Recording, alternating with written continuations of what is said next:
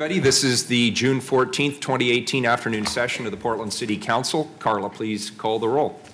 Fish. Here. Saltzman. Here. Udaly. Fritz. Wheeler.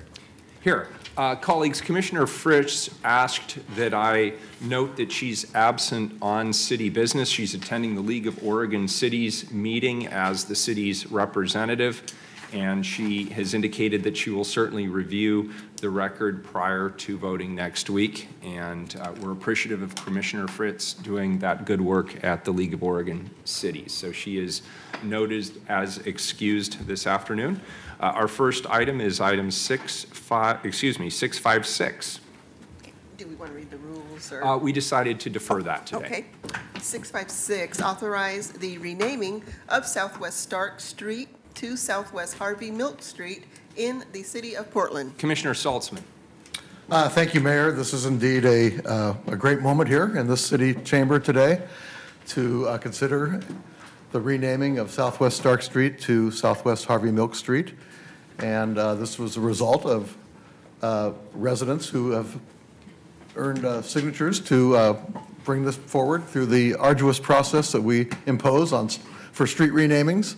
And so they have met the litmus test, and I am honored to be the commissioner to bring this forward today. And I'm going to turn it over to my staff person, Stacy Brewster, who has done an outstanding job of working with the petitioners to put together the program today. So I'll turn it over to Stacy Brewster. Hello. Can you hear me? Yep. Yep.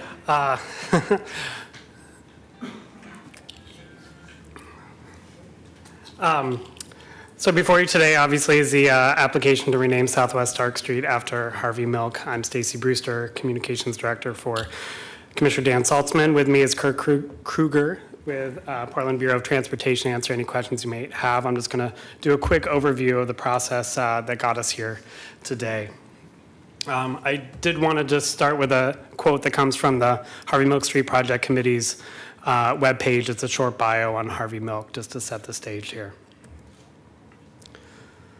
Harvey Milk was a visionary civil and human rights leader who became one of the first openly gay elected officials in the United States when he won a seat on the San Francisco Board of Supervisors in 1977.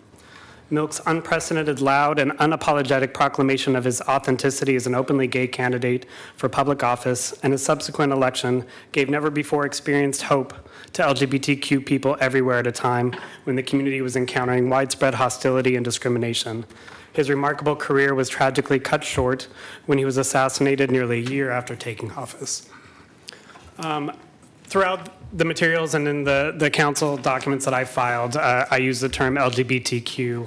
Obviously, you all know that stands for lesbian, gay, bisexual, transgender, queer, but in no means do I mean to think that that is a perfect term. I know that it incorporates a large umbrella of our community, including those who identify who are asexual, pansexual, non-binary, and two-spirit, and intersex. So just wanted to lay that out there. So here's the fun part, Chapter 17.93, Renaming City Streets. It's actually pretty straightforward for folks to come forward and rename city streets. Any person or group can apply. Streets are only to be renamed, this comes directly from City Code, after prominent persons who have achieved prominence as a result of their significant positive contributions to the United States and or the local community, are a real person and have been deceased at least 5 years. PBOT accepts just one application at a time, and by City Code undertakes just one major street renaming per year. Prior major street renaming honorees, both before and after that code was written, include Dr. Martin Luther King Jr., Bill Nato, Rosa Parks, and Cesar E. Chavez.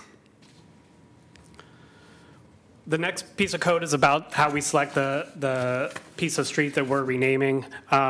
This picture's not great, but you'll remember we were back here in February to grant an exemption to this application so that it could move forward through the process in good faith, checking all the boxes as they went, to only rename Southwest Stark Street rather than Stark throughout the city. City Code would have indicated that we had to rename all of Stark throughout the city, even though Southwest and Southeast Stark are separated by the Willamette River and Waterfront Park. So this is the map of what we're looking at. It's 13 blocks from where it intersects with West Burnside to all the way to NATO Parkway. And we felt, and council felt in February that the committee made a compelling case in terms of downtown's association with the LGBTQ community historically. So how did we get here today? I will let the committee members and special guests speak to how they got to the process of selecting Harvey Milk and Southwest Stark Street. They'll speak to that. But I just wanted to sort of run you through how we got through all the steps here. So first we have, back in the fall, we were approached by the committee about renaming a city street. As you know, PBOT can only accept one application at a time, and there were a couple already in the door, so we were sort of in a holding pattern. So we waited for the decks to be cleared at PBOT. We thought at the time that it would only be a few months. They were sort of in various phases and would probably not be going the route of street renaming. So in the meantime, the committee announced their efforts publicly. They launched their website, continued to gather endorsements. Their website's listed here, harveymilkpdx.org. In February, we got the green light from PBOT to go ahead with the application. All the decks were cleared. Council voted to waive the portion of city code so the application could proceed. And immediately, because we passed that on emergency, PBOT was able to give the committee petition forms to begin gathering signatures. And just to remind you of city code indicates that you would get either 75% of abutting addresses signatures or signatures from 2,500 Portlanders at large, residents of Portland.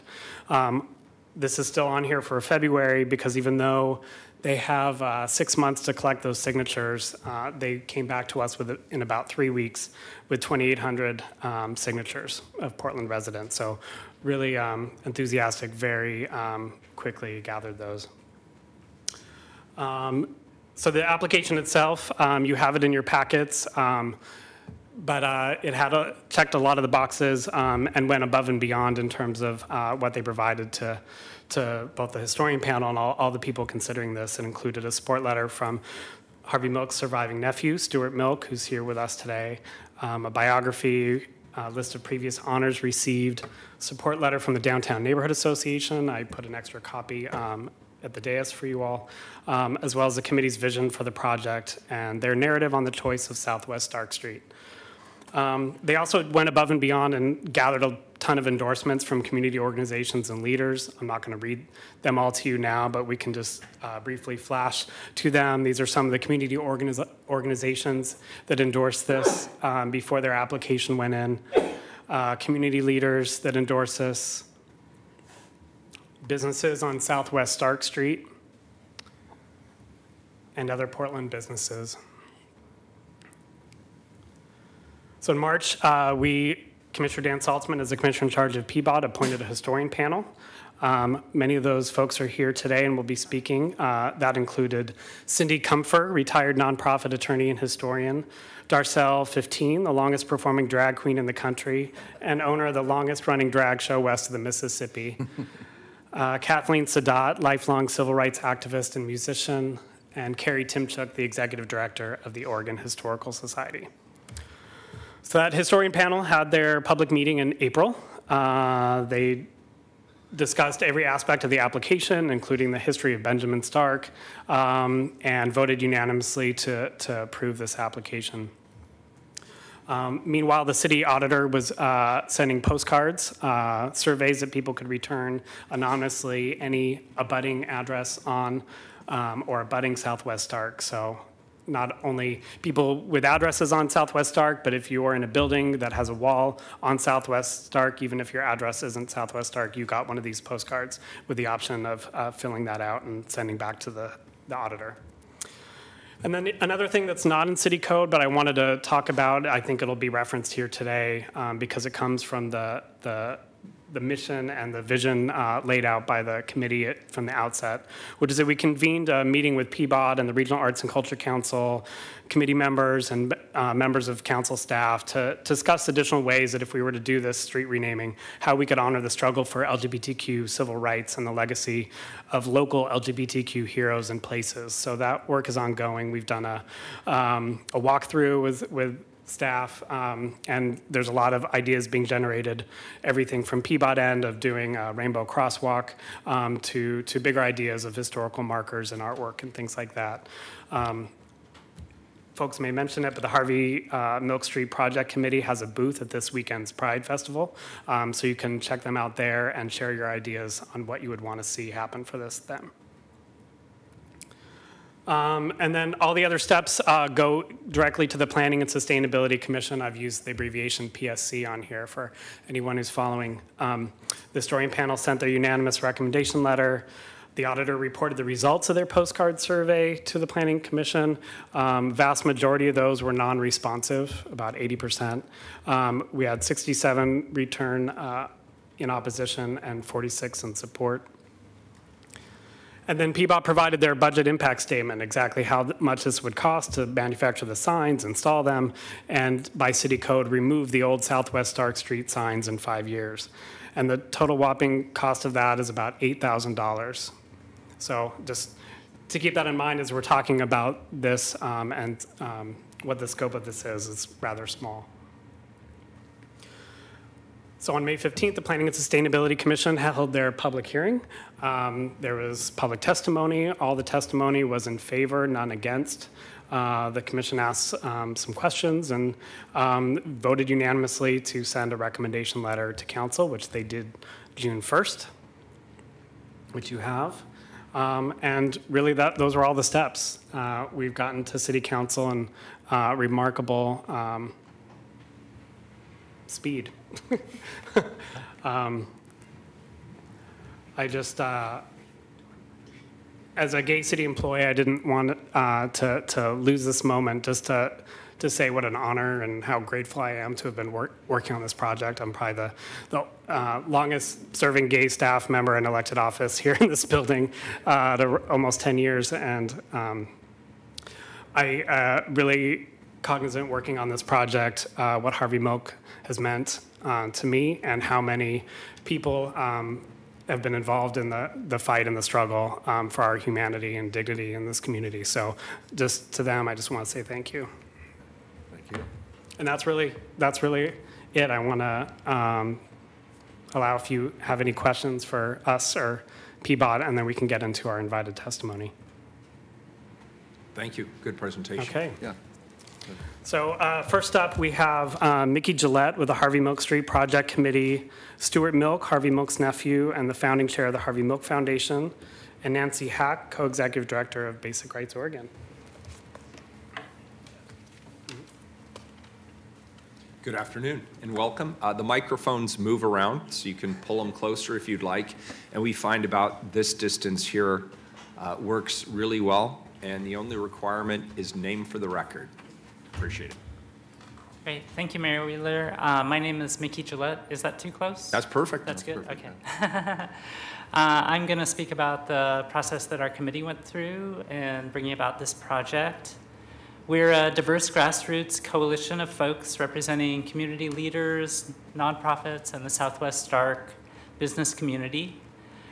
We met and discussed potential LGBTQ icons for the renaming who met the 2 requirements in the city code, which were that the person be a prominent individual and that they be deceased for 5+ years. After the deliberations, we decided that Harvey Milk is a compelling choice, that it's a name that will be recognized internationally by allies and by LGBTQ folks alike. We see this portion of the project, the renaming, as a starting point, creating a space and opportunities to recognize additional LGBTQ icons, such as Marie Equi, Keaston Lowry, Marsha P. Johnson, and Sylvia Rivera, and others that we discussed as a committee. We also, we're in the process, as Stacy mentioned, of brainstorming with PBOT and with RAC about these additional projects. We want to be cognizant that we're in Oregon and we'd like to be able to talk about Oregon LGBTQ history and Oregon LGBTQ figures, but we see Harvey Milk as a really great choice for this renaming project. So I appreciate you holding this hearing today and considering this important project. Thank you.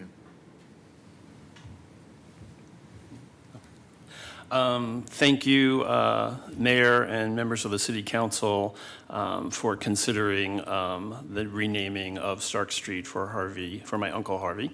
I want to also thank Terry, Nicole, Stacy, and everyone in this room who has worked so hard to support this effort. I'm a little travel weary. I came here from Lafayette, and the time difference is extreme. Yes, it is. Someone said you came down. I actually said, no, I think actually the midnight sun is there, so I think I came south. It was important for me to be here, and it's important for me to recognize the role that the family plays. Have the unfortunate and fortunate opportunity to be in a small club of individuals who are family members of those who gave their life for civil rights movement. And you know, before I come to these type of events, I always touch base, usually with a member of the Kennedy family. And Kara reminded me yesterday, Kara Kennedy, of the quote of President Kennedy, who said that a community is judged and ultimately should be judged on who they honor and who they want their citizens to inspire and to be inspired to be more like. At the very essence, my uncle was a dreamer who believed that everybody should be accepted for who they are, that everybody be included, that everyone be authentic. He was one of the first openly gay elected officials, but he was also the first person to ask people to be out, to be visible. And he realized that our struggle was one of invisibility, and that the lies and myths and innuendos about any minority community are only sustained when people don't know people from that community. And whether it's a bully on the playground or possibly a bully on Pennsylvania Avenue, bullies only win when we as a community are divided. And I particularly appreciate that Terry and everyone involved in the committee did ask the family to be involved. One thing that we do struggle with the LGBT community is sometimes there's a dehumanization of our LGBT leaders by not realizing that they have loving and supporting families. My uncle's legacy was a battle, as I said, for visibility. And when we went through the process to get a terminal named after my uncle in San Francisco, some individuals suggested that maybe someone who had something to do with the airport have that named after him. And it was folks like Dolores Huerta who said, no, Harvey gave his life. He was a martyr. And there is a special place that we hold as Americans for those who are willing to give their life. He continues to inspire new generations. I was just with Emma Gonzalez, who is an amazing leader and survivor of the Pulse massacre, who herself is a member of the LGBT community. And she said that Harvey was the reason that she was able to be out and visible, and it's what gives her sometimes the courage to take a national stage like she did at the mall in Washington. I've got two stories. I know that they've given me 5 minutes. I've got two brief stories, so if you have a hook, you might get that ready. But I wanted to give a sense of what Harvey and who he inspires globally around the world. 2 years ago, we had a U.S. Navy ship naming ceremony that the U.S. Navy named a ship after my uncle. We held that event at Treasure Island, and it was the event that the U.S. Navy had the most press, the most positive reaction than any naming ceremony in their history. We got, at the Milk Foundation, thousands of emails. One in particular represents many of them. It was a young man named Camille, 14-year-old named Camille, who said that he is in Kuwait, his very existence is illegal. If he came out to his family, they would do an honor killing. And that he wanted to let us know that he was sitting at the port in Kuwait waiting for the U.S. Navy ship Harvey Milk, that he put aside his plans for suicide and that he will wait until that ship arrives there. And by the way, it will. I have since met Camille, and I can tell you that Harvey's story resonates in communities around the world. And if this naming street resolution goes through, you will join communities like Verona, Italy, which has, for the last 10 years, its LGBT center is Harvey Milk LGBT Center, or the one in Asunción, Paraguay, and I can go on and on. Finally, let me tell you a story from just last week in Lafayette, since it's fresh in my mind. I was at an event called Love Talks. It was an open forum event, and we didn't know who was going to speak. And a woman named Katrina in her 50s got up, and she said that she went to a wedding at San Francisco City Hall. So if any of you have been there, you know we have a bust. Harvey's the only non-mayor that has a bust in City Hall. And it sits at the top of the stairway. And every wedding, LGBT or not, takes place in front of that bust. And this Russian wedding was taking place in front of that bust. Lafayette is a Russian majority speaking country. And Katrina saw people leaving things in front of that bust. And that, by the way, happens every day. People leave tokens, whether it's a lei or a feather boa or a ring or a letter. And she said that she saw that and she didn't know who Harvey was, and she got the documentary and she watched that. And she said that she always suspected that her youngest son was LGBT, and she would never have accepted that. But she showed it. She said, her whole family and a very reluctant husband in to watch the Times of Harvey Milk. And she just looked at her son, and he looked at her. And she said that he said, "Yes, Mom, I am like Harvey Milk." And she said, "I hope you are." And they embraced, and it was really, she said she has now gone on to be one of the great and one of the few PFLAG mothers in the Baltic states. So let me just close by saying that my uncle knew, it wasn't a Hollywood, it wasn't Sean Penn, it wasn't my friend Dustin Lance Black who invented his prophetic view that he would face assassins' bullets. He knew he was going to be killed. I have 2 letters from him saying that he wasn't going to make it through 1978. I was 17 when he was killed. He didn't want to die. He didn't want to be killed, but he believed it was important that someone be asking people to be visible and coming out. And so he knew that he was going to be assassinated, and he was willing. He always told me it wasn't the quantity of time, but the quality of time that we're on Earth. And so I'm always asked as a family member if I'm sad that he didn't get to see a day like today when we have a whole room of people supporting LGBT individuals that are out themselves or allies or folks like you that realize that diversity is a strength. And my answer is always the same, that I'm not sad that he didn't get to see this day because he dreamed of it.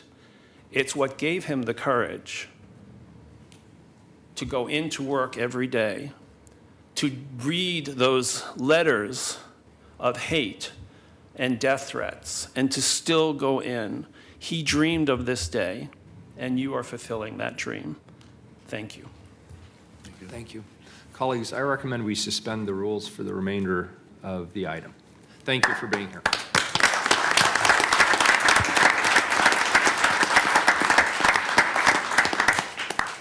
Why did I let him go first? Thank you.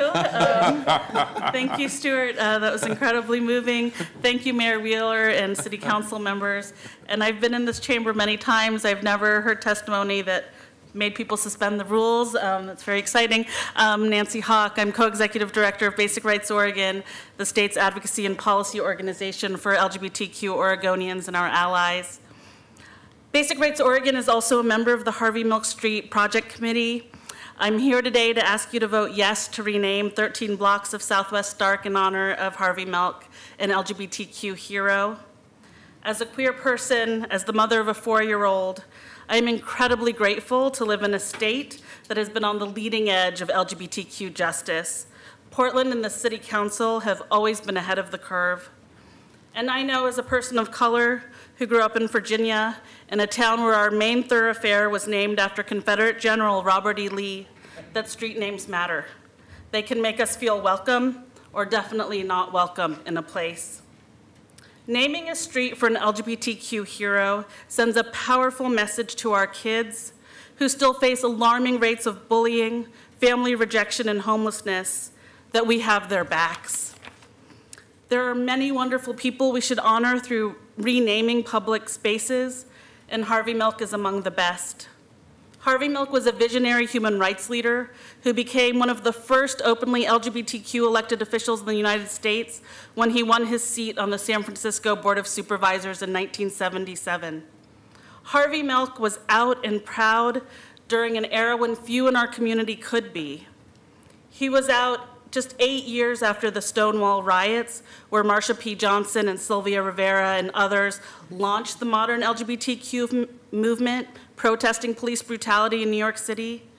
He was out 4 years before the first cases of AIDS were reported, and he was out a full 2 decades before Ellen DeGeneres boldly came out on national television as part of her sitcom.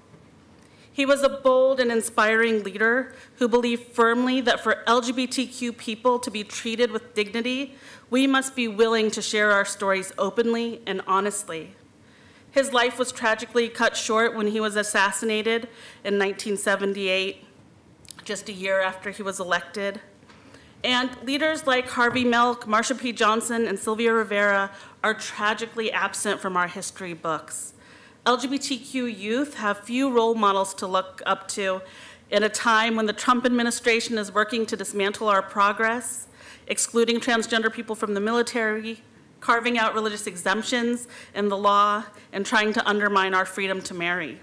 So let's send a message that Portland, Oregon believes in LGBTQ equality. Thank you so much. Thank you.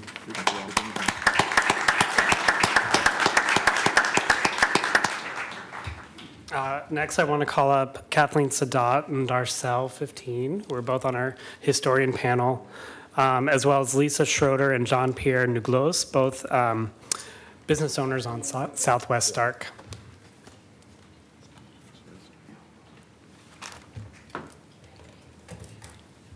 Welcome. The oldest drag queen takes a minute.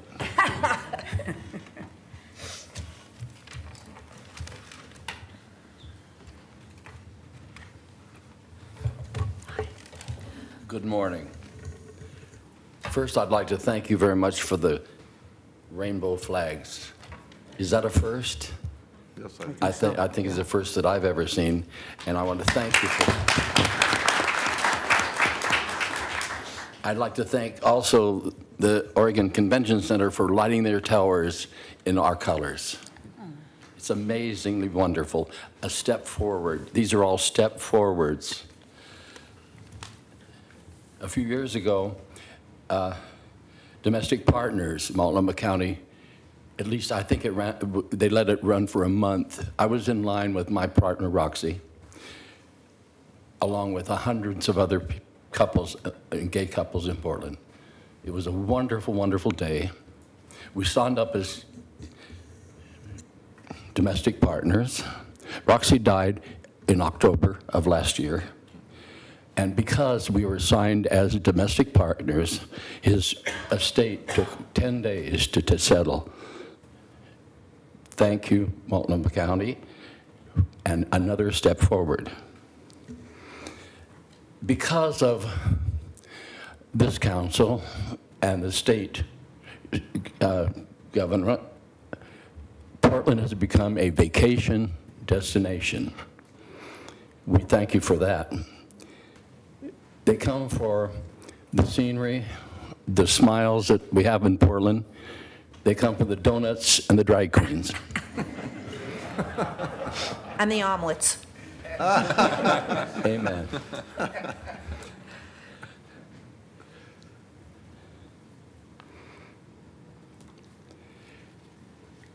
Those are steps forward.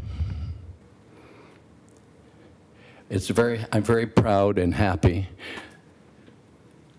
to be able to say to our bachelor parties who come to my club, you can love who you love and marry who you love. That's a step forward.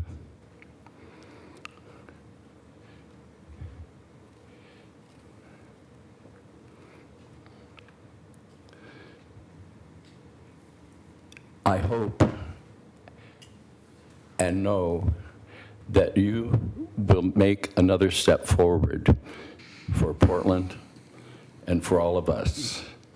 Please vote yes on Harvey Milk Street. It'll be an exciting time. Thank you. Thank you. Appreciate your being here. Good afternoon. Thank you for coming this far. This is so important. This is such a symbol. And our symbols convey meaning. They evoke emotional responses which help crystallize identity and help people feel connected to something outside of their own selves, their immediate self, their family, and their immediate community. It is because symbols carry meaning that reflects our values and ideals that they are important. We've grown up with symbols all around us. We respond to them. We think about them sometimes. Sometimes we choke up when we hear a piece of music or see the flag or think about something that reminds us of who we are at our core. We know that those symbols reflect our collective ideals. And we also know that sometimes they need to be changed or added to, which is where we are today. We need to have symbols that challenge us to think about whose images represent us as Americans. We need to have symbols that precipitate discussions about and conversations about who we are and to help bring the marginalized narrative into the mainstream.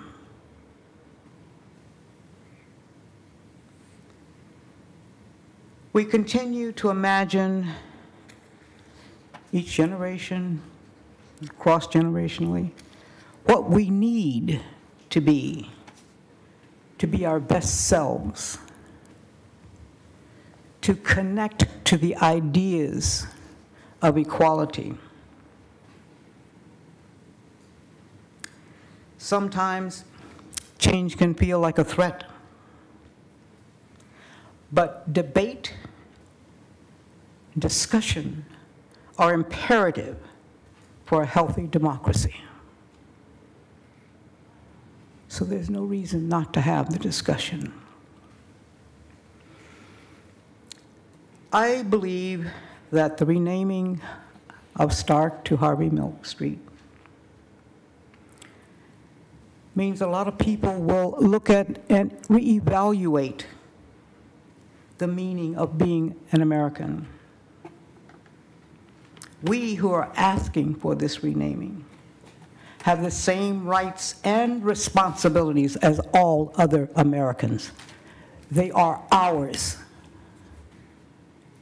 not to be taken away. Given a history of bias and bigotry against the people who make up the LGBTQ community, this is an opportunity to create a cultural symbol that reinforces the idea that members of the LGBT community are positive members of the broader society. And I remind you again that the sadness and despair, the rate of suicide experienced by young people struggling with issues of sexuality, we can't ignore it. the symbol also brings hope. Hope. We need to help them reject negative issues of sexual labels and inspire them with hope for lives built on foundations of love and support. Naming a street after Harvey Milk will help accomplish both things by acknowledging our struggle and our humanity. What a joy it would be to see the rainbow flag flying from a flagpole on Harvey Milk Street. Please vote yes.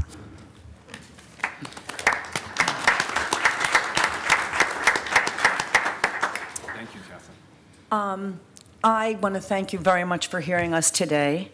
I am fortunate enough to have come to Portland at a time when Stark Street was the hub for the LGBTQ community. From red cap to boxes to scandals and Silverado, people in the gay community knew they had a place to go where they could be at home and they could be themselves.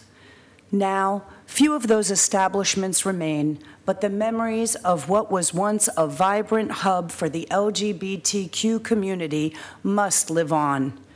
And this can happen by renaming Southwest Stark Street Harvey Milk Street. Naming the street after this important gay leader will help preserve the important part of Portland's history, hopefully inspiring learning about Portland's gay community and their important contribution to this city. I am so honored to have been a part of the Harvey Milk Street Committee project, and I am thrilled at the prospect that my restaurant, Mother's Bistro and Bar, might be situated on a street called Harvey Milk. I am thankful to you, commissioners, for what I hope will be a historic vote today, which will bring pride and honor to an important part of Portland's population and every one of its citizens. Thank you. Thank you.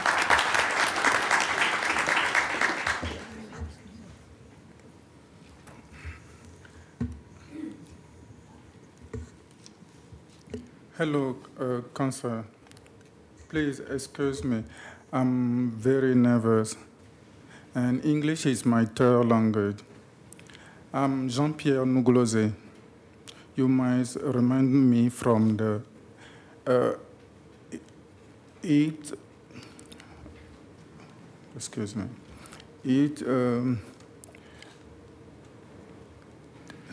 testimony in January. I'm from Togo, West Africa, and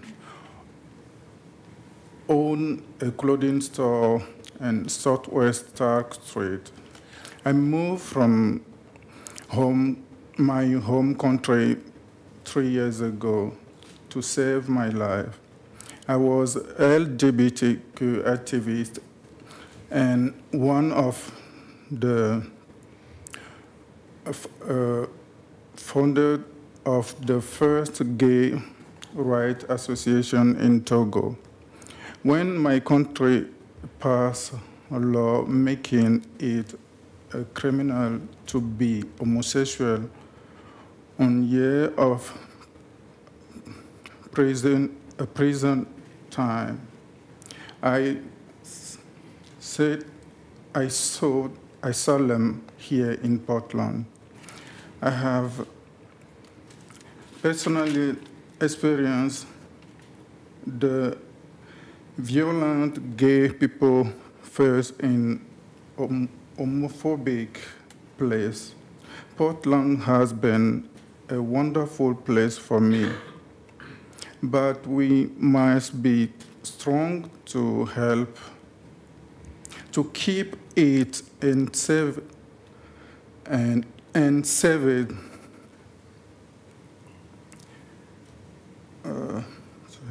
Harvey Milk Street, we carry a message of in an up city that we respect the LGBT community. I would be so honored to have my store on the street that celebrates humanity and diversity. And I hope you will vote in support of Harvey Milk Street. Thank you. Thank you. Appreciate it.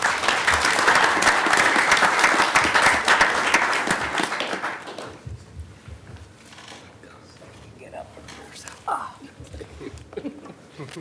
87. And counting. Right behind you.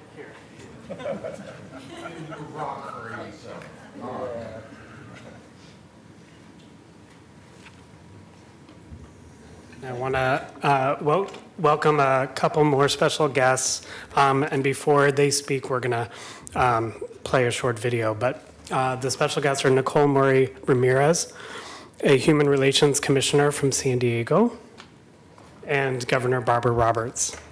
So welcome. There's a short video testimony that we have from Matthew Shepard's parents, Judy and Dennis Shepard, and I'm going to play that for you.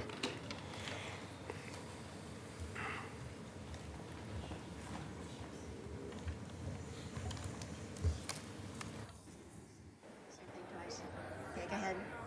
I'm Dennis Shepard. And I'm Judy Shepard. We're thrilled to find out that Portland is having a street named after Harvey Milk. It's just critical that LGBT youth know about the history of the LGBTQ movement. If our son Matthew were still alive, this would be exactly the thing he would be thrilled to see. Acknowledgement and recognition of historical figures in the LGBT community. Thanks.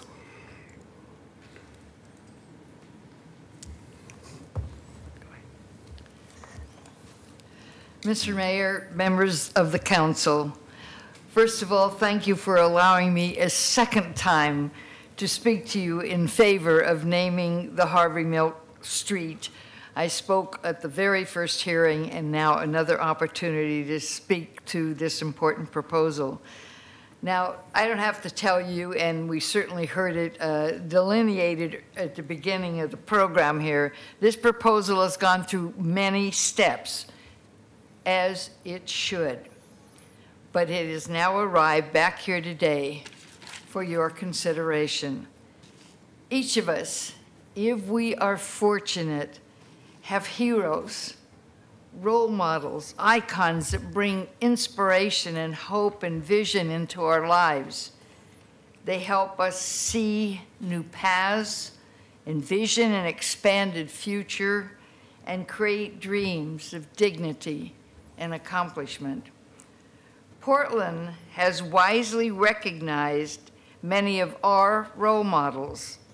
The lifelike statue of Vera Katz on our waterfront, buildings named after Bud Clark, Gretchen Kafori, Judge Gus Solomon, Mark Hatfield, Edith Green, Gladys McCoy, Maureen Neuberger, and Wendell Wyatt, and streets that honor Martin Luther King, Rosa Parks, and Cesar Chavez. A walk around our city is a walk through the history of role models and heroes. And today I am asking you to add Harvey Milk's name to Portland's recognition of leaders of courage.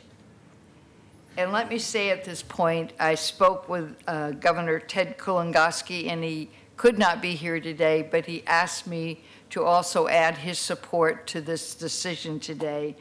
And so the rest of my remarks, you can think of Ted making them with me.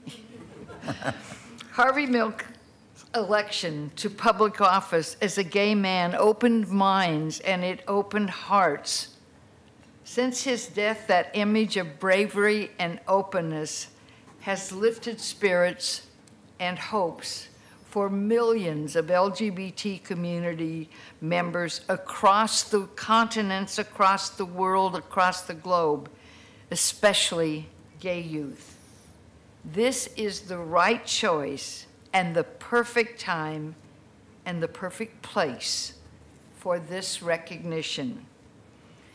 When my dear friend Terry Bean first raised the idea of naming a street in Portland's historic gay district after Harvey Milk, I was a little hesitant. I thought it might be a little difficult. I told him I wasn't sure he could make it happen. We could make it happen. And then I remembered, we live in Portland, Oregon, where we honor courage and diversity, where we honor bravery and inclusion.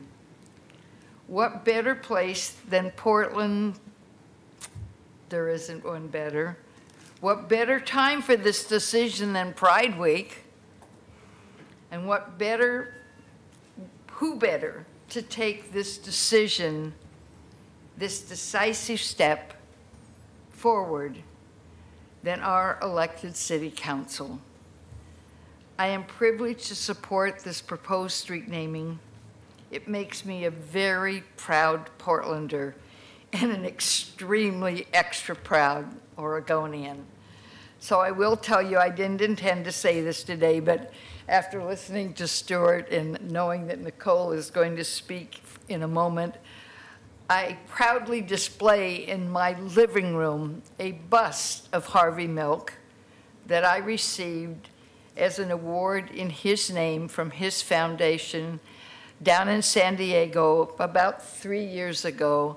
And Stuart and Nicole were there to help honor me with the Harvey Milk Foundation Award. So it's extra special. Thank you.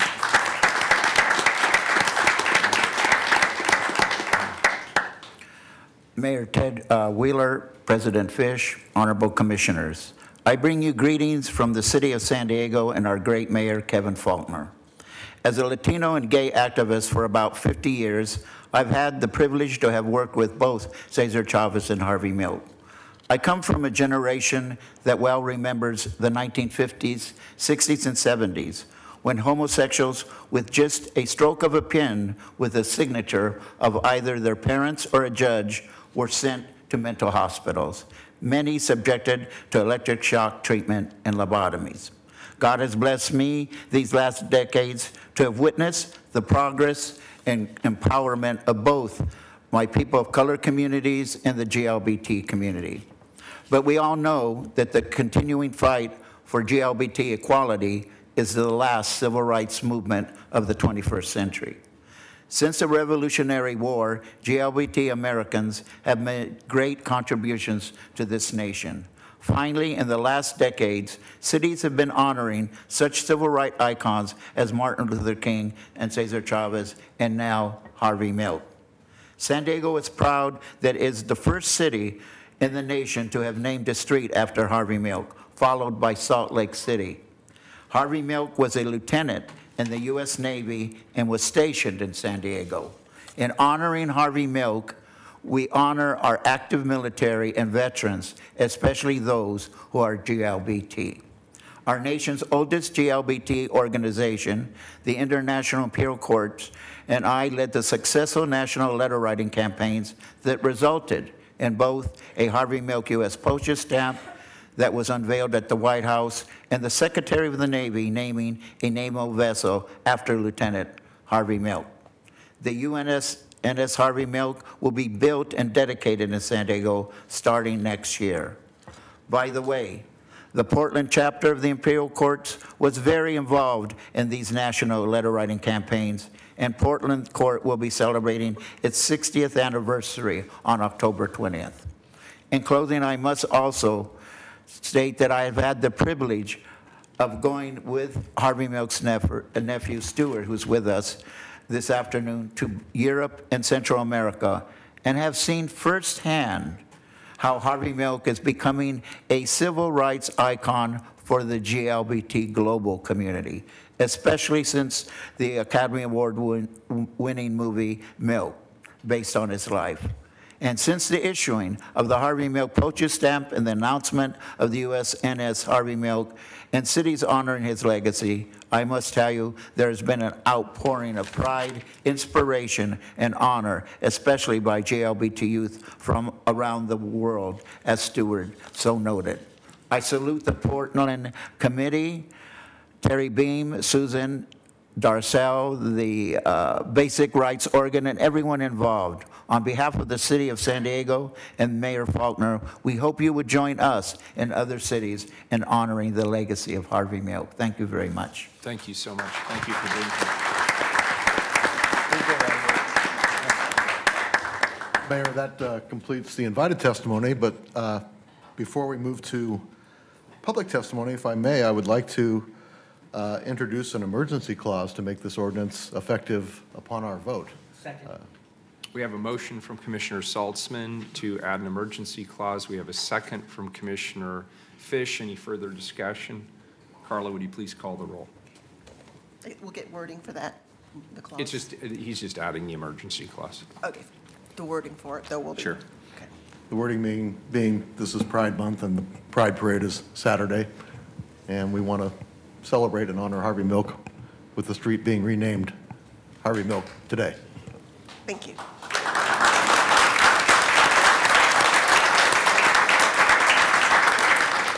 Fish? Aye. Saltzman? Aye. Udaly? Aye. Wheeler? And just so you know, legally, she has to ask that question. That was a big need. The answer is aye. The amendment is adopted. How many folks do we have signed up today, Carla? We have 15 people, 17, sorry. 17 people. Yep. Very good. 3 minutes each. And there's a little red light that'll go on when your time is up. 30 seconds before your time goes, there's a yellow light. And when the red light goes, you're going to hear a beep. If you are able to hear said beep, we ask you again, keep the microphone about this far from your face. It's a very sensitive microphone. And please leave the microphone on when you leave so the next person can just tee it right up. The first three are Norwood Paladin, Kathy Travis, and Cameron Witten. And they'll be followed by Peter Pariseau, Ben Levia, and Cindy Comfer. And we ask for a name for the record, but nobody needs to give their address.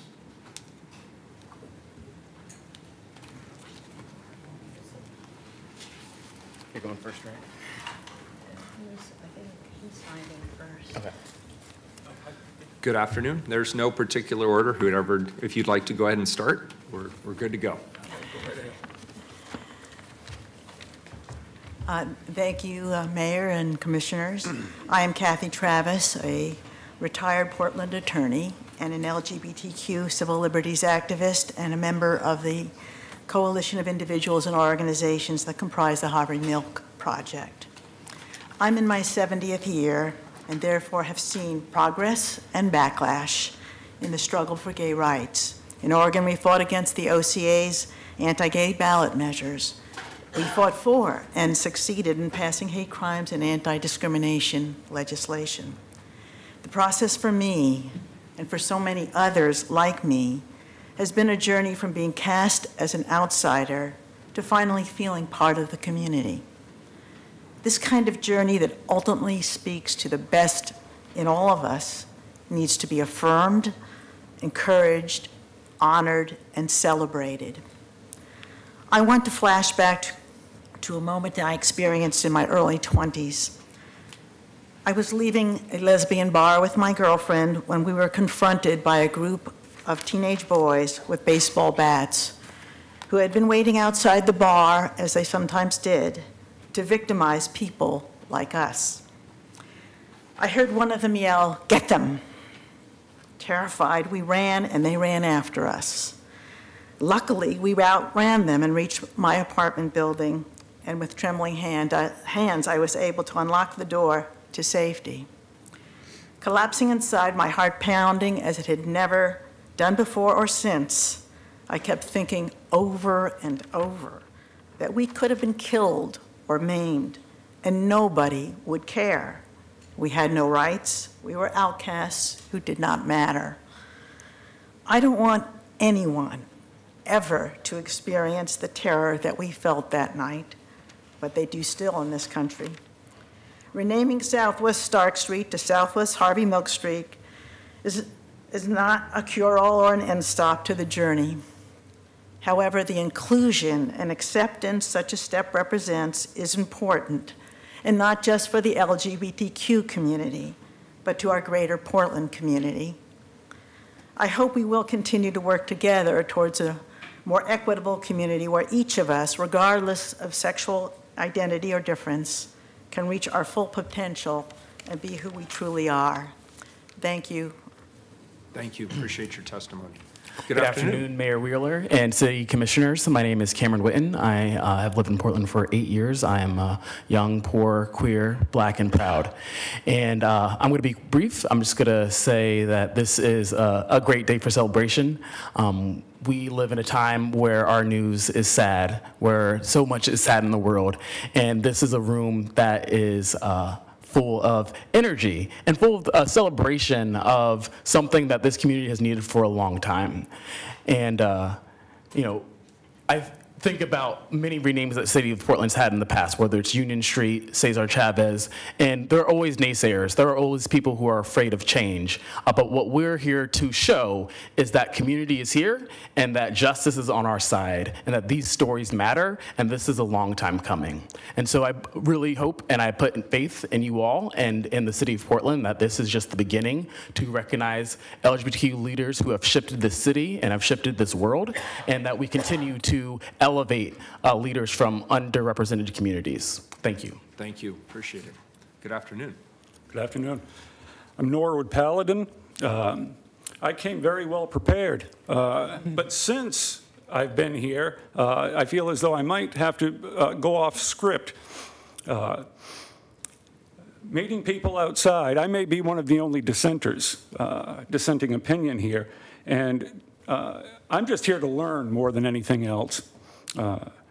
Since I've been here today, I've been made to feel very uncomfortable, unwelcomed, unwanted, and it was even suggested that I go home and not speak, simply because I have a different opinion. Now, before I start, and if I don't say anything else, I just want the council to know, the other speakers, the assembly, I want everyone to know that I am not homophobic, as was mentioned. I'm not bigoted or intolerant, and I support the gay community. But my research has led me to find some things that are fairly disturbing about Harvey Milk, and that's what I came to address. Please, no disrespect to anyone should be taken. And I will continue to go off script. The Life and Times of Harvey Milk, mayor of Castro Street. This is an excellent book given to me by a gay friend. In this book, there is page after page of accusations against Harvey Milk. Accusations of pedophilia, child abuse, statutory rape, racism. It's said that he preyed on young, vulnerable, drug-addicted boys, and we all know that he lived with a 16-year-old runaway, Jack McKinley, as husband and wife. In the book, you'll see that he referred to one colleague, John Woo, as Lotus Blossom. He referred to another colleague, Michael Wong, as My Little Fortune Cookie. His Mexican-American lover, Jack Lira, he called Taco Bell, until Mr. Lira hung himself in their shared apartment. I've got many more examples if anyone would like to read them. But here's the thing, and it's what I'll get to now, and I've got 30 seconds. My quarrel isn't with Harvey Milk. I want to ask this question: how, in the age of the Me Too movement and so many woke individuals, can anyone in their right mind and with a straight face possibly think it's good or proper to memorialize an accused pederast, child abuser, or sexual predator? I think this is a terrible and irresponsible message to send to victims of abuse. If I may, Mayor and Commissioners, I'd like to address the allegation that was just made very briefly. You know, let's keep moving on. Yeah. Okay. Let's move on. Thank you. Appreciate it. All three. The next three are Peter Pariseau, Ben Levia, and Cindy Comfer, and they'll be followed by Rick Jung, Bill Dickey, and Matt Steele. Thank you for being here. Thank you.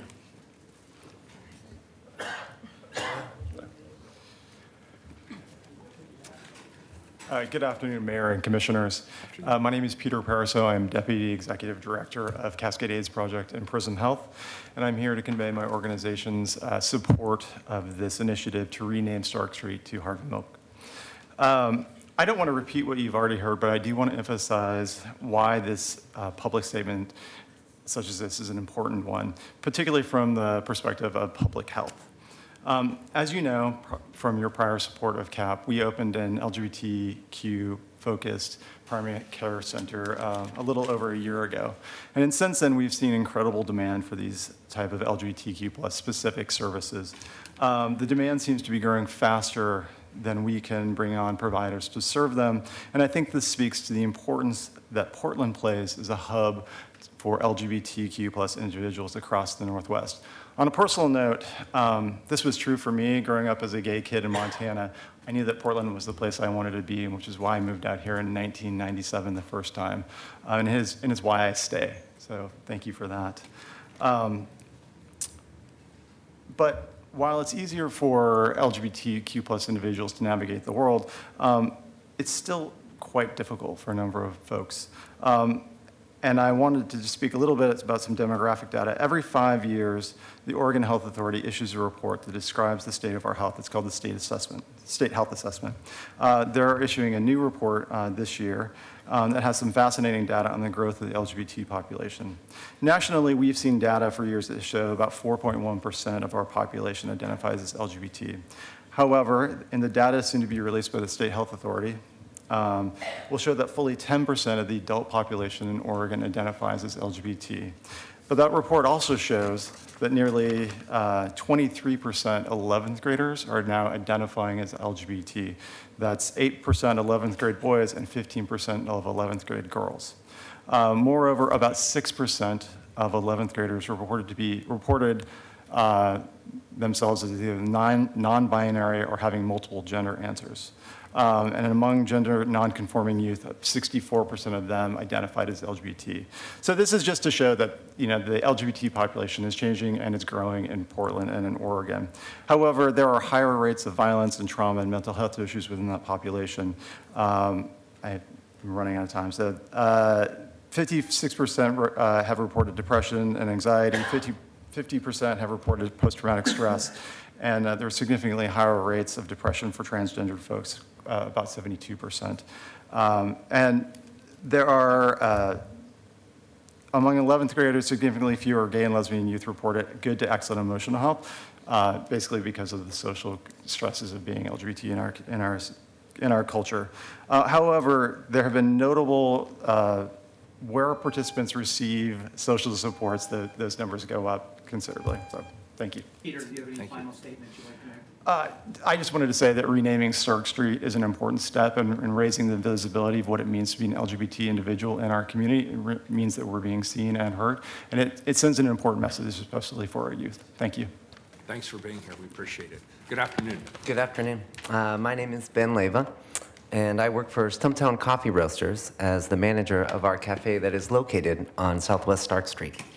As the manager of a business that is located on Southwest Stark, I'm excited for the opportunity to express my support for the name change to Harvey Milk Street, as it's very much in line with my company's values, as well as my personal philosophy of providing a service to our visitors and our guests that enter my cafe. At our cafe, we serve hundreds of customers every day, and the majority of these customers are tourists. They're visitors who come from across the country and across the world to enjoy Stumptown coffee as a part of their Portland experience. Through the hospitality that we deliver and the service and engagement that we provide, we become unofficial ambassadors for the city, in a sense. And I believe that this name change provides us with an opportunity to leave a lasting impression on the visitors to my cafe and really showcase that our city is welcoming and inclusive to everyone.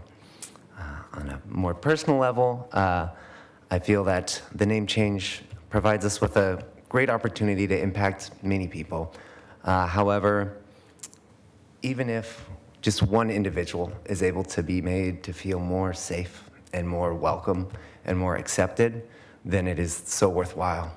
And even if just one individual who might not even know what LGBTQ even means is able to reach a deeper understanding and greater awareness, and in turn a greater acceptance, then it is very much worthwhile. Thank you. Said, thank you. Good afternoon. Did you all get the handout? Oh, she's going to. We have a handout. Thank you. My name is Cindy Comfer. I'm a member of the Historical Review Committee for the street renaming. In addition to being a retired lawyer, I'm an historian with a PhD from UCLA. I've written 2 history books, both of which won awards, and I was a professor of history at Reed College in a visiting position for 2 years. I'm also a lesbian. I'm testifying today to point to the historical importance of downtown Stark Street to the LGBT community and to Portland. Southwest Stark Street sits near the center of a district that, dating back to at least the turn of the 20th century, might be called Portland's gay district.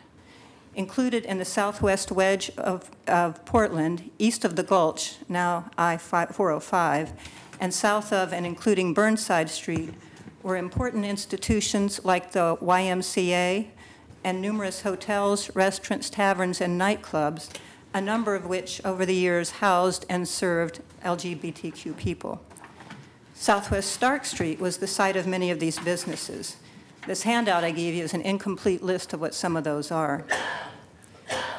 I'd like to call special attention to entries 4 and 8, hotels where Dr. Marie Equi made her home. Dr. Equi was a well-known doctor who, among other things, provided birth control and abortion services during the first several decades of the 20th century and who supported labor causes. She was imprisoned in 1918 for her opposition to U.S. entry into World War I, impugned in part because she was a lesbian. The daughter she and Harriet Speckert, in number 4, adopted, grew up to be Oregon's first female pilot.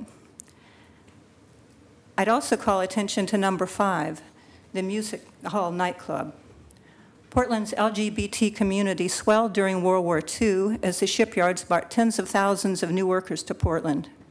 Working in same-sex environments, many of the LGBTQ workers had the opportunity to connect.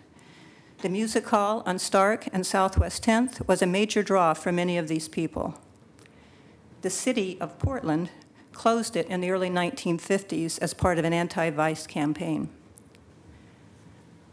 I came to Portland in 1970 as a young lesbian, and I can echo the testimony of others about the importance of having, and now holding up, places where my marginalized community met. But this is about more than my community. As an historian, I suggest renaming Southwest Stark is an excellent opportunity for the city of Portland to claim and honor its LGBTQ history. And I thank you for your consideration. I turned 69 25 minutes ago. Hey, happy birthday. That's great.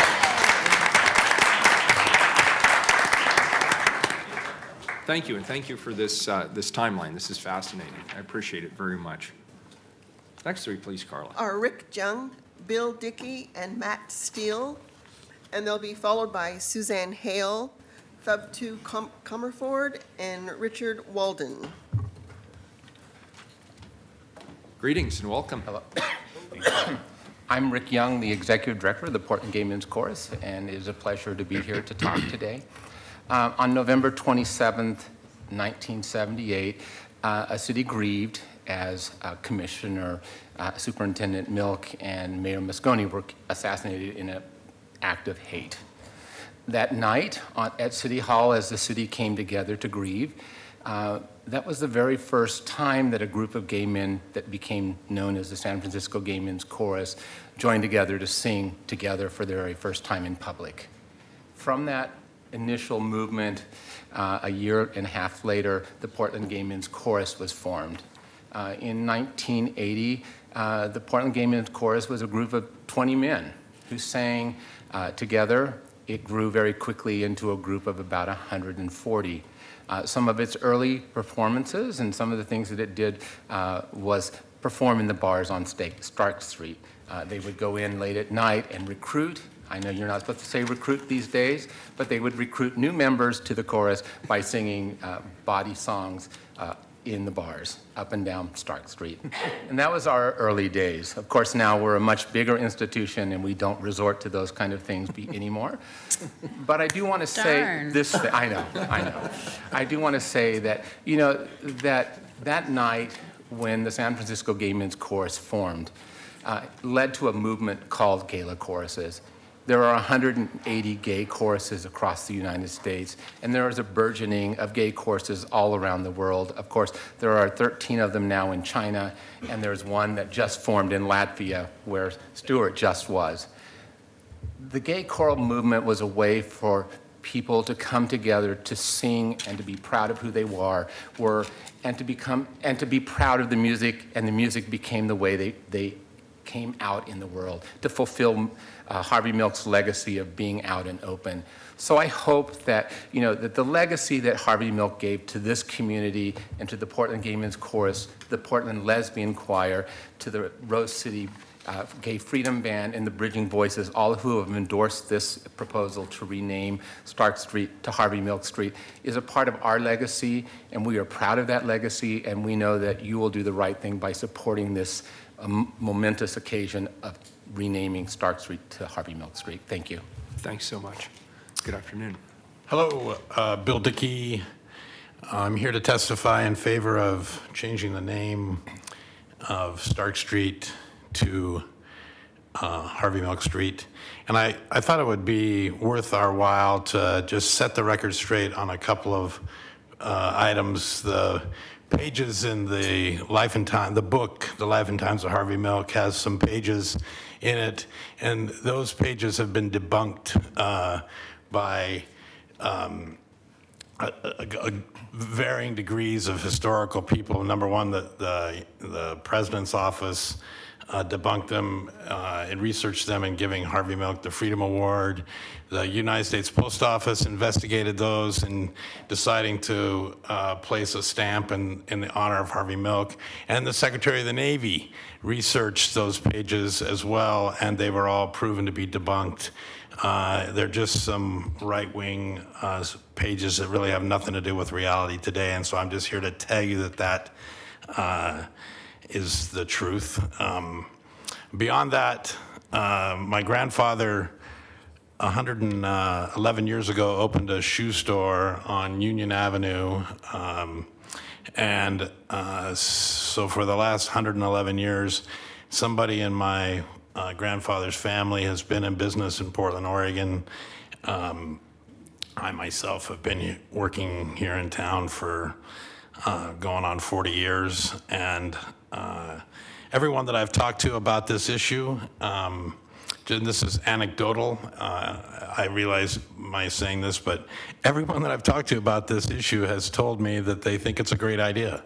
And I do too as well, so I'll cut it short and let Matt take over. Thank you. We appreciate your testimony. All right, thank you. Thank you so much for having us here today. I know it's been quite an effort to have this happen before Pride, and I'm very grateful for that. My name is Matt Steele. I've been involved with the Harvey Milk Street project since last fall, starting as the website guy behind the scenes, and hundreds of conversations later, here we are. So I grew up outside of Salem, Oregon, which isn't the most progressive place, but also not the most conservative. And growing up, my entire narrative for the LGBTQ reality was in slurs, in bullying, in violence.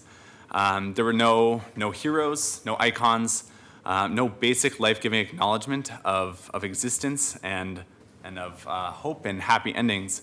Not from family or classmates or teachers or the broader community. And I'm sure there are many progressive, compassionate, pro-LGBT people amongst them, but without tangible words and examples, I was left with no narratives that gave affirmation or comfort. Then social media happened, specifically MySpace, which isn't the best thing to ever come out of the internet. But for the first time ever, I saw gay people. I saw happy gay people with no political spin, just regular, normal people. Happy, and it was mind-blowing. It showed me a narrative that for myself that wasn't miserable, that challenged this idea of having to hide from myself and others. And these positive narratives are truly life-saving. I now work with preschoolers a couple days each week, and we have many kids in our classroom that transcend the gender binary and that, at 2 and 3 are so fabulous. And I say that to really emphasize that LGBTQ people exist. We are reality regardless of the political, social, and religious climate of any era. And these kids need, and our community needs, lasting, visible markers of our existence, of our heroes and our history. Proof that our stories can be fulfilling and impactful and happy. And I think that we need our leaders to go on the record affirming this with projects like the Harvey Milk Street. Harvey Milk Street in Portland would give LGBT folks who see or hear of it a positive narrative. It's not a cure-all, but it is a solid, powerful step that would challenge the prejudice narratives that we're seeing come out from a lot of figureheads today. So yes to Harvey Milk Street for the community pride it would bring, and extra yes for the basic life-giving beacon it would serve as for our youth and our members who might not otherwise know that a positive narrative exists. I hope that you decide to leave a legacy today, that LGBT Portlanders and visitors alike feel seen and respected for generations to come. So thank you so much.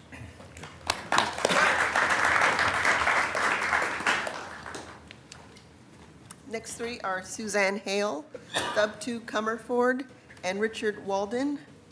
And then the last 3 will be Michael Whitmore, Tyler Kershaw, and Cedric J. Wilkins. Welcome. Thank you. If I was a lady, I'd say ladies first. I am in support of the naming of Harvey Milk Street. My name is Suzanne Hale, and for nearly 24 years, I've owned and operated the world-famous diner, The Roxy, on Southwest Stark Street. Along with my staff, led by April Shattuck, we have gathered hundreds and hundreds of signatures in favor of this petition to change the name. Our customers supported this wholeheartedly as well, even the tourists who could not sign it. Our staff and customers also generated hundreds of letters in the successful campaign to release the Harvey Milk stamp, which was unveiled at the White House, due in large part to the efforts of the international court system, of which I have been a member for several decades. We could not be more honored to have our address become 1121 Southwest Harvey Milk Street, Portland, Oregon. Harvey Milk is an icon not only to the LGBT community, but to seniors, immigrants, and all disenfranchised peoples. That is who we are in Portland. The current name, Stark Street, represents a history that does not represent us. Benjamin Stark was the original landowner for which the street is currently named. Benjamin Stark was an unapologetic racist, a known advocate of slavery, opposed public schools, and fought in the Rogue River War, which slaughtered indigenous Americans in the 1860s. 150 years of honoring bigotry is enough.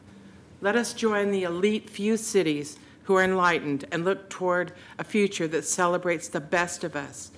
Please vote to allow Southwest Stark Street to become Southwest Harvey Milk Street.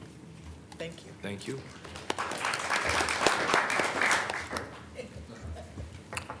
Mayor, Commissioners, thank you for granting me a couple of moments. My name is Richard Walden. I am a 60-year-old gay man who has lived on Stark Street for about 12 years, right next to her wonderful establishment. I come in for hash browns at 3 in the morning all the time. I am respectfully speaking in opposition. Not because I oppose renaming Stark Street. Benjamin Stark was a racist, a eugenicist, and I would love to see the street renamed. And not because I have a bad word to say about Harvey Milk. I'm incredibly proud that as a young man, when I was living in San Francisco, one of the very first votes I cast was for Harvey Milk. And one of the very first protests that I went to was after his death. And those marked me indelibly. I just think we have queer heroes in Portland We've got Dr. Marie Equi. Most people have never even heard her name. Lesbian doctor from the 20s and 30s who was on the front lines of women's rights, reproductive rights, gay rights. Like, back when there were hardly any women doctors. And although I understand the policy that somebody has to be dead for 5 years, you guys can bump that. We've got Ursula Le Guin, who lived and died and ranted and raved literally within a mile from Stark Street, and on the front line of gay rights since the 60s. Let's name something for Harvey Milk.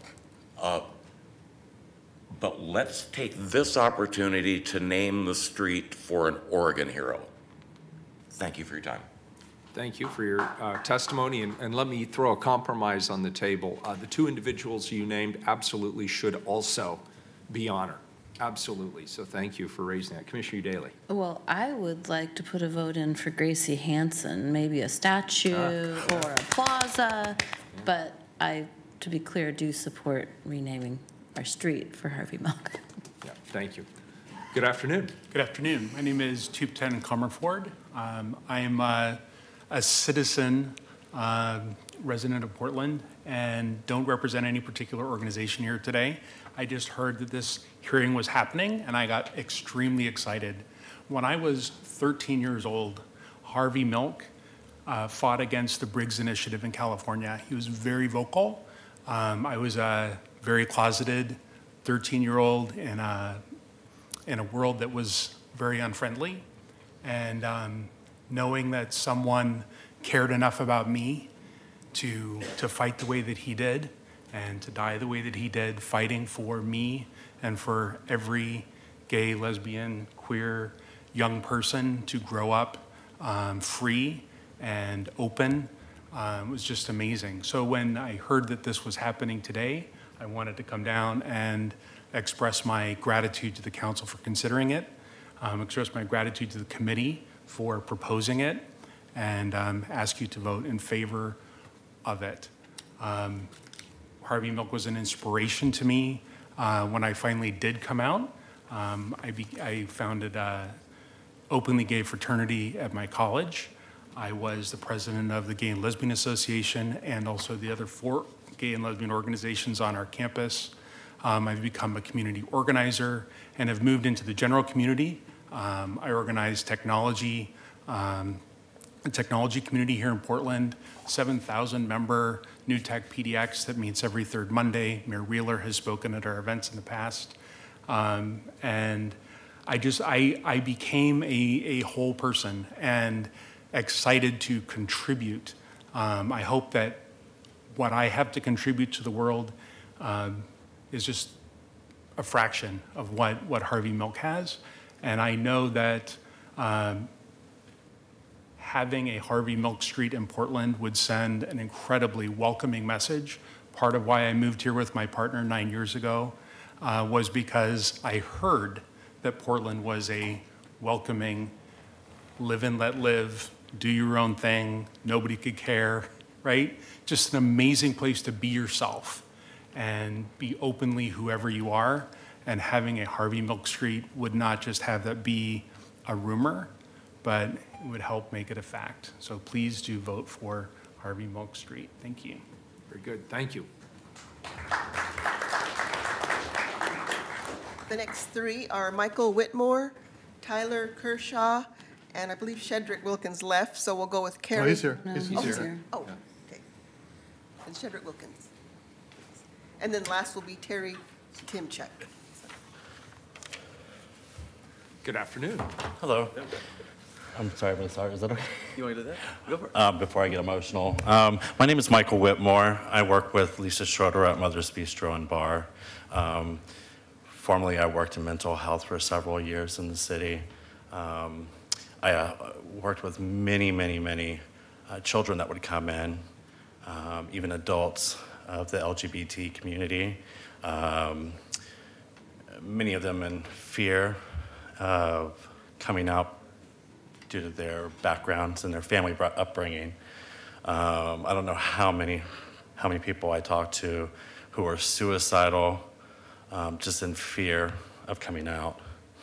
I had a lot of things to say before, but everything's already been said. But I'll tell a quick story. I moved here in 1994 from Savannah, Georgia, where I was raised. I came out in 93 and had been fired numerous times from businesses that I had worked in. I was told numerous times, hide it. Can you not act so gay? Can you not be a sissy? And that kind of prompted me to move to Portland, Oregon in 94 because it was liberal. It's liberal back then and of course much more liberal now. Stark Street was a safe haven for us for many, many years. One of my first jobs here in 94 was working at the original CC Slaughters, which was on Stark Street. And back then it was just a porthole window with no sign to come into. And the original owner there, John, I was about an hour and a half late to work one Friday morning, or one Friday evening, and I came in and my face was all black and blue. I'd been beaten and chased, and I just parked like a couple blocks away. And my boss, of course, forgave me. The next week I came in and I wasn't wearing such flamboyant clothes, and my boss was really upset with me, told me to go home and change. And I said, well, you don't understand, I don't want to get beat up again. And he said, I don't care. This is a gay bar, you're a gay man, be proud of who you are, you wear those colors. That's exactly what Harvey Milk stood for. Be out, be proud. If you've got to fight, stand up and fight. And that's something that I think that we should honor. It's a small token to a man who fought for all of us. Thank you. So, thank you. Good afternoon. Me? Sure. You're up, Senator. Okay, he was next. I thought he was next anyway. Yeah, I'm Cedric Wilkins, and I think in 2015, the Supreme Court and the Obama administration passed gay marriage, which is an issue brewing from the Supreme Court for 4 years. I remember in 2003, Multnomah County issued a marriage license and had to rescind them. So this is a milestone in history, like 2015 is like 1865 with the Civil War ending. And that's on a national level, U.S. national level. So I think it's important to name a street after Harvey Milk because of what the Supreme Court did in 2015, legitimize his crusade for sexual orientation. Now it's a law in most sexual orientation is the law now. It's when you go to an application, it says sexual orientation. We don't have any bias against that. So also I think too internationally, Alan Turing, a great computer scientist, wrote codes, German codes during World War II. Was after the war, Alan Turing was persecuted for his sexual orientation and he committed suicide, and there is a street named after him in London. So it's good to name a street after somebody. And the legal system in the 50s in England was not appropriate. Modern times, they would have done nothing to him. So. Thank you. Good afternoon. Good afternoon. For nearly 60 years, the Imperial Sovereign Rose Court of Portland, Oregon has served the LGBTQ+ community here in our City of Roses, paving the way for leaders and monumental events to take place and shape our beautiful city into one that takes care of its citizens. My name is Tyler Kershaw. I also go by Ty Van Helsing. I serve as the Vice President on the Board of Directors for the ISRC, and I'm here today representing them and on behalf of our membership and the community at large. The Imperial Sovereign Rose Court has many leaders that have served this community, including Rose Empress 15 Darcel, Rose Empress 29 Lady Elaine Peacock, Rose Empress 44 Poison Marie Waters, and our current Rose Empress 59 Krista Boulevard. In its near 60-year history, the ISRC has been witness and played part in many of the fundraising efforts relating to HIV/AIDS research and awareness, cancer research, youth outreach and involvement, and supporting places such as Esther's Pantry, which does an insurmountable amount of work for those individuals and families affected or living with HIV or AIDS today. Having been a part of this community for nearly 6 decades through leadership and community service, we, the Imperial Sovereign Rose Court of Portland, fully support and endorse the renaming of Southwest Stark Street to Southwest Harvey Milk Street. This renaming would serve as a reminder to those as to where we are, or to where we as a community have been, where we are today in our current political climate, and serve as a beacon of hope to those who have been hurt or otherwise shamed for who they were born to be. Harvey Milk was a pioneer of his time, having been the first elected openly gay city official in the United States to serve on the San Francisco City County Board of Supervisors in 1977. His words, "Hope will never be silent," is a reminder to all that to see change in the world that is ever changing, we must raise our voices and be heard. As you are aware, Supervisor Milk's life was cut tragically short when he was assassinated in 1978. The leadership of the ISRC here in Portland was instrumental in calming this community when Harvey Milk's life was taken in cold blood. Renaming Southwest Stark Street to Harvey Milk Street would be his first major step in showcasing Portland's commitment to serving its LGBTQ+ citizens, and would honor a nationally recognized icon who gave hope to humanity like that of Rosa Parks, Cesar Chavez, Dr. Martin Luther King Jr., and all which the city of Portland honors today with streets named after them. The tragic loss of Harvey Milk will always serve as a reminder that while there may be danger around any corner you take, the sound of hope will resonate in the hearts of those who are willing to raise their voice and remind others that we are here, we are queer, and we aren't going anywhere. We urge the honorable commissioners of the city of Portland to pass this without hesitation and adopt the renaming of Southwest Stark Street to Southwest Harvey Milk Street. Thank you. Thank you. Thanks all three. The last person who signed up is Carrie Timchuk. Mr. Timchuk, Never you heard get the of last Get the word. last word, yeah. Last but not least. As they say on Capitol Hill, everything's been said, but not everybody has said it. So, Mr. Mayor, City Councilors, for the record, I am Carrie Timchuk, Executive Director of the Oregon Historical Society. At the request of Commissioner Saltzman, it was my privilege to serve as chair of the historians panel that analyzed this proposal. You've heard from my other members of the panel previously. I wanted to report that we met on Monday, April 2nd, 2018 at Portland City Hall to review the application. It was our unanimous conclusion that the application did successfully meet the renaming criteria, which is outlined in section 17.93.020 of the Portland City Code. In that, 1, Harvey Milk is a real person. 2, Harvey Milk is a person who has been deceased for at least 5 years, which would of course prevent Ursula Le Guin for having a street named after her. And 3, Harvey Milk is a person who, as you have heard eloquently from others, did achieve prominence as a result of a significant positive contribution to the United States of America. All members of the panel expressed appreciation for the quality and thoroughness of the material provided in support of the application by the Harvey Milk Street project. And along with certifying that the application did meet the criteria of the code, the panel also unanimously expressed their support for the eventual approval of the proposal. I could also add that at the Oregon Historical Society, we're proud to be the home of GLAPN, the Gay and Lesbian Archives of the Pacific Northwest, which we house at Oregon Historical Society. And in our permanent Oregon Voices exhibit, which tells the story of modern Oregon history, we display the wedding dresses of the first lesbian couple to get married in Oregon, which was here in Portland. Responding to other testimony too, I can, as head of OHS, also comment on the question I got as we looked at this issue was not why Harvey Milk, it was who the heck was Benjamin Stark? Anyway, and why was the street named after him? Who was he? And I can report, of course, that he was an early landowner in Portland, a successful landowner, sold a lot of land, served briefly in the Oregon legislature, was appointed upon the death of Senator Baker, who was killed in the Civil War, to serve in the U.S. Senate, where he served for less than a year, returned to Oregon briefly. He was, like many of his time, definitely pro-slavery. Was not an enlightened member of the community, certainly back then, and in fact served most of his life in Connecticut. The first 25 years of his life, the last 25 years of his life, lived in his home state of Connecticut. Was here in Oregon and in the West Coast, briefly in California during the gold rush as well, but not a monumental figure in Oregon history, certainly. Thank you, Mr. Timchuk. We appreciate that. Thank you.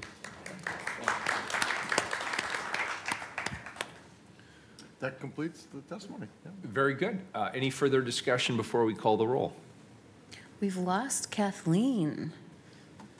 I really wanted to be here for the vote. Okay. All right, thank you, Carla. Yeah. Please call the roll. And we'd like to get a photo with everybody after the vote, please. So come on up afterwards. Fish? Well, Mayor and colleagues, as I've been reflecting on the testimony this afternoon, I couldn't help but conclude that I think this qualifies as one of the most inspiring hearings that I have witnessed during the 10 years that I've had the honor of serving on this council. Oh, good. And it is clear to me that this room is full of love and pride. Governor Roberts spoke eloquently of the importance of heroes and role models in our lives. As many of you know, I've been very fortunate in those regards. Governor Roberts is my role model, and she is the role model for everyone who seeks public office in this great state of Oregon. When I got out of college, I was offered my first job from a guy named Barney Frank. He was my first boss, and as he will be remembered in history, as one of the first openly gay members of Congress. He literally helped to shape my politics and put me on the life path that has led to this moment. Harvey Milk's nephew quoted Kennedy very eloquently. I think I had this right. I was taking notes. That a community is judged by whom they honor. I love that sentence, particularly because it's grammatically correct. A community is judged by whom they honor. I am very proud that we're about to take this historic action. I want to thank my colleague Dan Saltzman and his staff person Stacy, who has shepherded this through to this point. I want to thank the committee that worked so hard to follow our code and to bring this forward. I want to thank all the supporters. And I want to thank all of our honored guests who are here today to share in this moment. Kathleen Sadat reminded us in her testimony that symbols matter. Well, I hope that this action today makes Portland a more welcoming place. And that, after all, in these rather dark times, is something that I think we can all aspire to be a city that welcomes all, regardless of whom they love or where they're born, regardless of their sexual orientation, their ethnic background, that we welcome people for who they are. I also hope, based on the testimony I heard today, that Harvey Milk is not the last champion from the LGBTQ community to be so honored. I vote aye. Saltzman? Well, I have some prepared remarks, and I'll give those remarks, but I do want to say that I think it's particularly appropriate the city council is honoring another city councilor, a supervisor in this case, and a mayor who were cut down doing their jobs. They worked hard. They were doing their jobs on behalf of their residents, just like we do every day when they were cut down short. So I feel it's particularly appropriate that we, the city council, get to honor two of our colleagues. So I want to start by thanking all of the organizations and community members who organized so well and so quickly around this. The diverse coalition that made up the Harvey Milk Street Project Committee came in with such clear vision and articulated goals around renaming Southwest Stark Street. It really was our job to step out of the way and let the community do its job. So thanks to all the committee members here today and for those who came from far away to testify. Thank you especially to Stuart Milk with your words and the work you do on behalf of your uncle and the Harvey Milk Foundation every day to carry his enduring message of hope to the world. And I also want to thank Stacy Brewster on my staff, who has been handling all of the city and of all the things, ensuring that we were able to get this done in time for Pride Month and the Pride Parade on Sunday. I've been here long enough to know how fraught with peril street renamings can be. And this process showed it didn't have to be that way. And for that, I am very grateful. This is a cause for celebration, and we continue to welcome the cultures and communities that make our city great and to make our city strong. With the street, we honor the ongoing struggle, for LGBTQ rights, and ensure that Harvey Milk's legacy and the message of hope endures for future generations. I love this short quote from Harvey Milk, and it might as well be on the doorstep of every organization that is funded by the Portland Children's Levy. It says, "All young people, regardless of sexual orientation or identity, deserve a safe and supportive environment in which to achieve their full potential." Well, I couldn't agree more, and I'm proud to support this and vote aye. Udaley? Well, thank you for being here today, everyone. It's always a pleasure to see so many friendly and familiar faces in this chamber. You may not be aware, but it doesn't always go this way.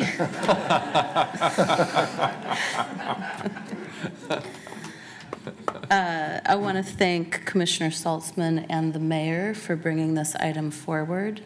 Of course, I want to thank the historian panel, the Harvey Milk Street Project Committee, and especially Stuart Milk for being here today, and all of you for giving such moving testimony. I am also going to be weaving on and off script today. I want to especially thank the elders in this room today. Because of you, I can't remember a time when Portland didn't celebrate Pride. I'm 48, so 44, I think this is the 44th year, right? So I thank you for that. Because of you, I grew up in a household where gay wasn't a bad word. In fact, I never heard one negative thing spoken about the gay and lesbian community. And because of you, my family didn't bat an eye when I brought home my first girlfriend, who happened to work at Roxy Hearts. So back in the 80s, before the lovely Suzanne was the proprietress, yeah. And because of you, gay pride has grown to LGBTQIA pride and has made room for those of us who do not fall neatly onto one team or the other, but we certainly appreciate the welcome and the inclusion. We live in such divisive times right now. It feels as though our progressive communities are constantly under attack, not just from the right, but also from the left, as we seem determined to kill our idols and to criticize and dismiss many of those who came before us. So it's a relief that we have near consensus on honoring Harvey Milk today.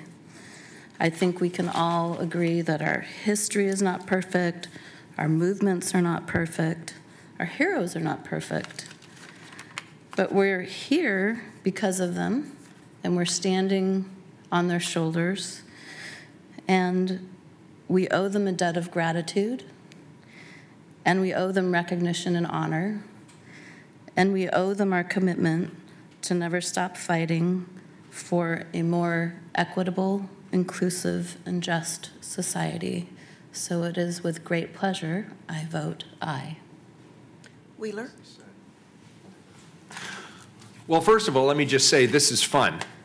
This gives us something to celebrate. As Commissioner Udaley said, it doesn't always go down that way at Portland City Hall, and that's too bad. It should. First and foremost, I want to thank Commissioner Saltzman for your diligent work. We're here to enjoy the end result of this, but I assure you, through his stewardship of PBOT, Portland Bureau of Transportation, they went through many, many steps, many obstacles have to be overcome with any process like this. And as Dan had said, street naming can be a very highly contentious process. The last time that it was done here in this city, it was certainly one of those contentious processes, and I'm delighted because of your leadership and Stacy's leadership on your team. The road was very smooth, and I want to thank you for that. I want to thank the committee for your hard work. There is seldom a group of people that are brought together in this community representing the level of experience, skills, the lived experience, the diversity, and the level of energy and passion that was brought together by the committee that worked on this. And I want to thank you. I think that also is really, really important in terms of building the public support for this moment. I also want to acknowledge somebody asked the question up front. I think it was Kathleen Sadat, how come there are flags here, or was this a new thing? Sarah Fee Allen, who is sitting in the back there trying to be unobtrusive from my team. Wave, Sarah Fee, so we know who's blushing in the back of the room. She is an important member of my team, and she has been my representative throughout this project, and she and her colleagues were the ones who are responsible for the decorating job, and twice I've gotten credit for her work. And I want to acknowledge two things. Number one, she did the work with her team, and number two, you do not want decorating skills as I speak them. You don't want to take my advice on it. Now, about Harvey Milk. Harvey Milk, I think, is one of the most inspirational people, not just to the LGBTQ plus community, but to the nation as a whole.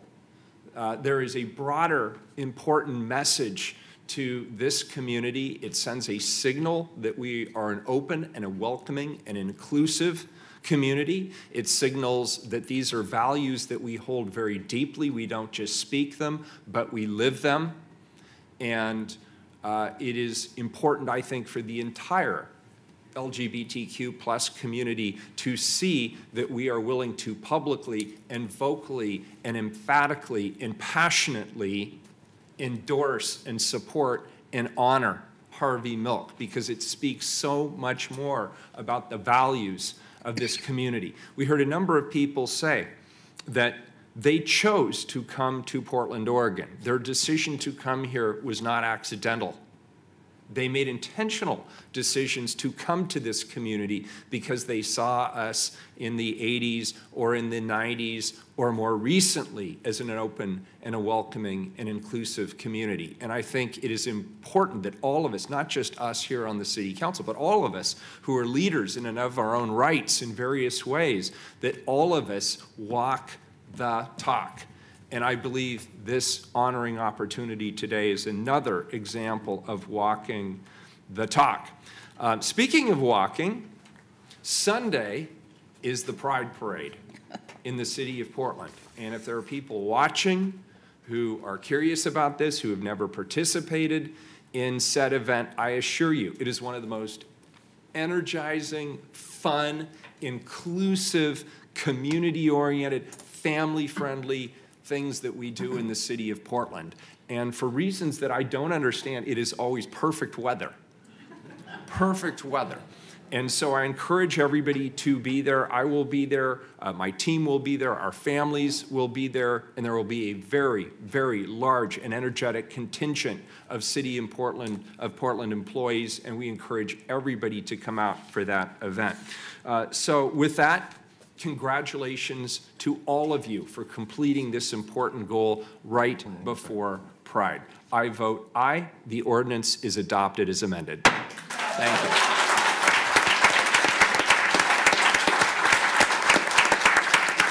So we have a little special something here that the Portland Bureau of Transportation, we went out on a limb, and we have a little special thing for the group photo. Oh, boy. Ah.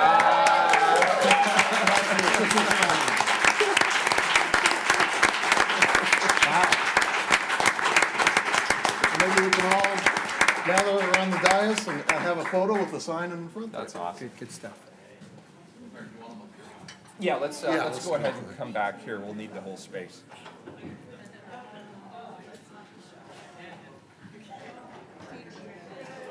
Thank you.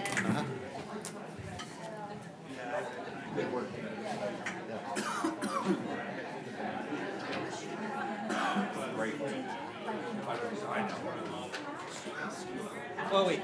Hey, Chloe.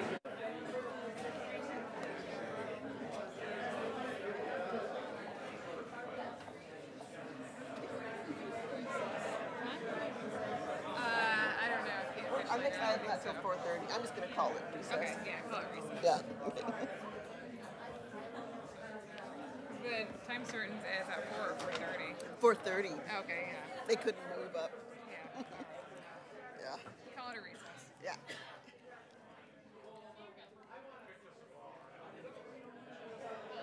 Oh, good. I'm like, usually you can see him.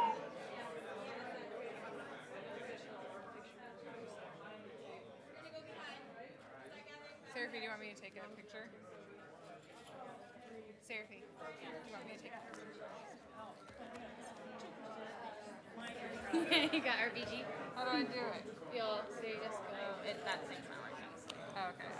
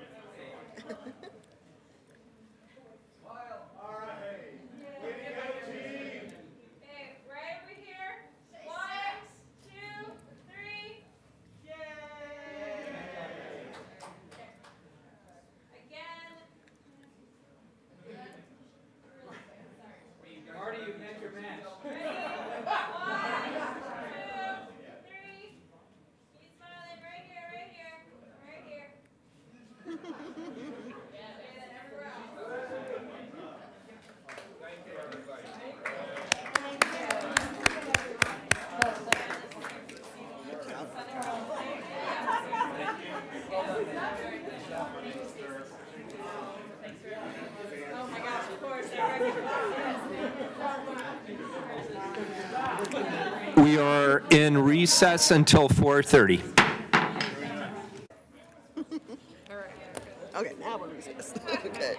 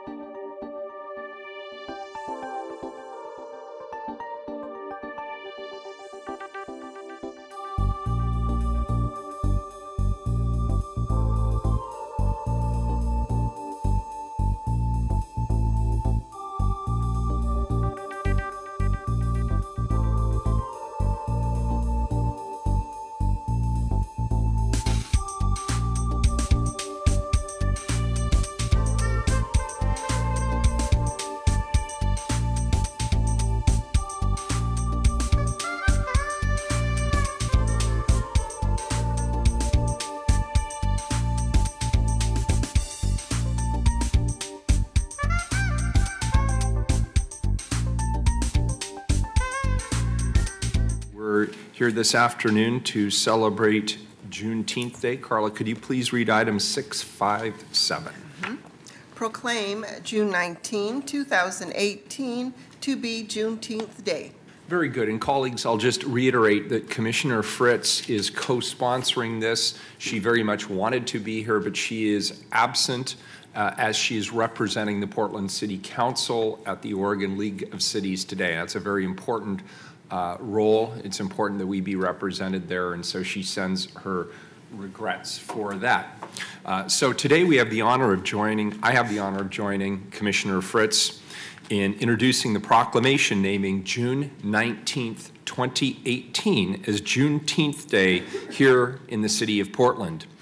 On Juneteenth, which is the portmanteau of the words June and 19th, we recognize the day that the last enslaved people in Galveston, Texas were notified of their freedoms in 1865.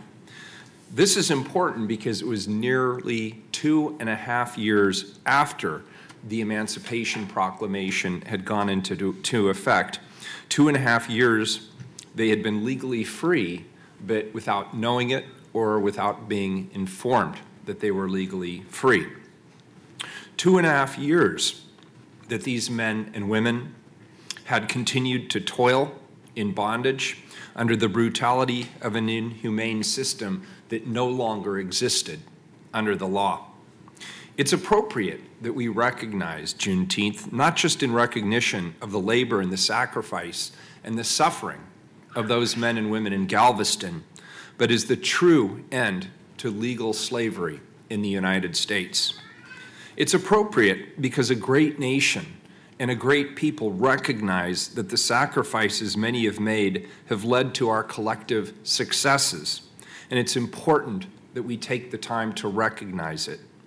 This is especially appropriate for Portland, as many diverse people have come to make this city their home and have helped craft what is the highest aspirations in terms of what our cities are: familial, industrious, and welcoming. Yet, I'd be remiss if I glazed over the importance of history and the effects that it's had on our community, of the elimination of the historical indigenous people of this region prior to the foundation of the United States, of the internment of our Japanese citizens during war, of the enslavement of the African American ancestors for hundreds of years. This too is an important part of our history. And still, we can change, and this is a sign that we are changing by proclaiming June 19th, 2018, Juneteenth Day, and it's long overdue. And this will serve as a sign for future Portlanders that though we can't erase history, we can be part of history moving forward and recognizing that our proclamations and policies can recognize the wrongs that we try to right and to celebrate monumental actions taken to the benefit of all of us in this community. I believe this is what Portland is and what Portland and Portlanders engender. And I'm humbled to join the Commissioner in introducing this proclamation. And so, with my colleagues' forbearance, I will read the proclamation. Just a side note here, I'm pleased to see we have some kids here today. Proclamations are official documents and official statements of value of the Portland City Council and the City of Portland. And so we take these proclamations very seriously. We consider them carefully. And I am very, very proud and honored as mayor to be able to read this one here today.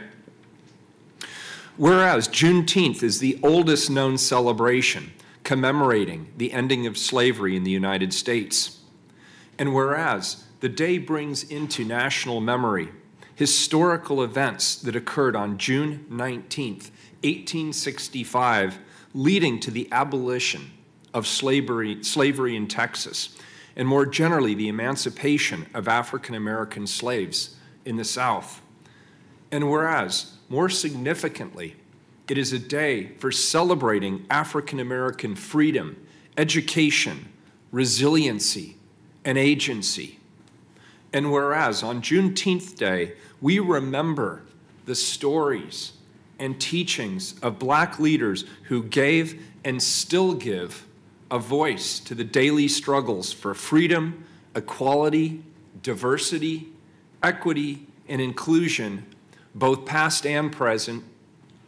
And whereas on Juneteenth Day, all Americans are encouraged to reflect on past successes and challenges of African Americans and continue to uphold and live up to the ideals of freedom, social justice, equality, and human rights. And whereas we celebrate the many achievements and contributions made by African Americans, specifically to Oregon's economic, cultural, spiritual, and political development. And whereas the City of Portland continues to work towards becoming an inclusive community in which all citizens are recognized for their contributions to our community. Now, therefore, I, Ted Wheeler, Mayor of the City of Portland, Oregon, the City of Roses, do hereby proclaim June 19th, 2018 to be Juneteenth Day in Portland and encourage all residents to observe this day of celebration. Thank you.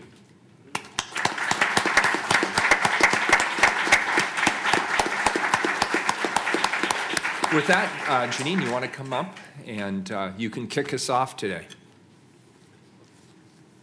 Thank you so much.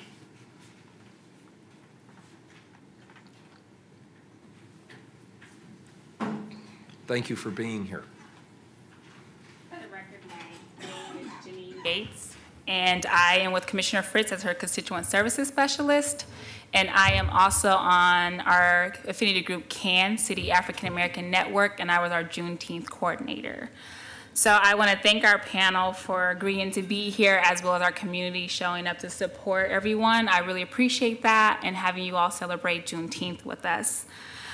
So today I invited Lakeitha Elliott, who is our first speaker. I don't know how we met. We know each other from the community, but she has been very instrumental in Black Portland and keeping us all connected and having events for Black women to come together and be together. And so I really appreciate her. Apple Madison, who is next, but we know one another because she came to visit Commissioner Fritz, and during that time she talked about a petition she started at her school regarding toilet paper, and then she attended the Oregon Historical Society and had some words about Black history and just the struggles we still endure today, and I was like, she has to be our speaker. So I'm very thankful to have her here. And then our last speaker will be Sam Thompson, who we met, again, I don't know how, but we've been communicating, working together, and he's also part of Good in the Hood and making sure that's a successful event for our city. So I'm very thankful to have these three people here, and you will hear from them. Great, thank you.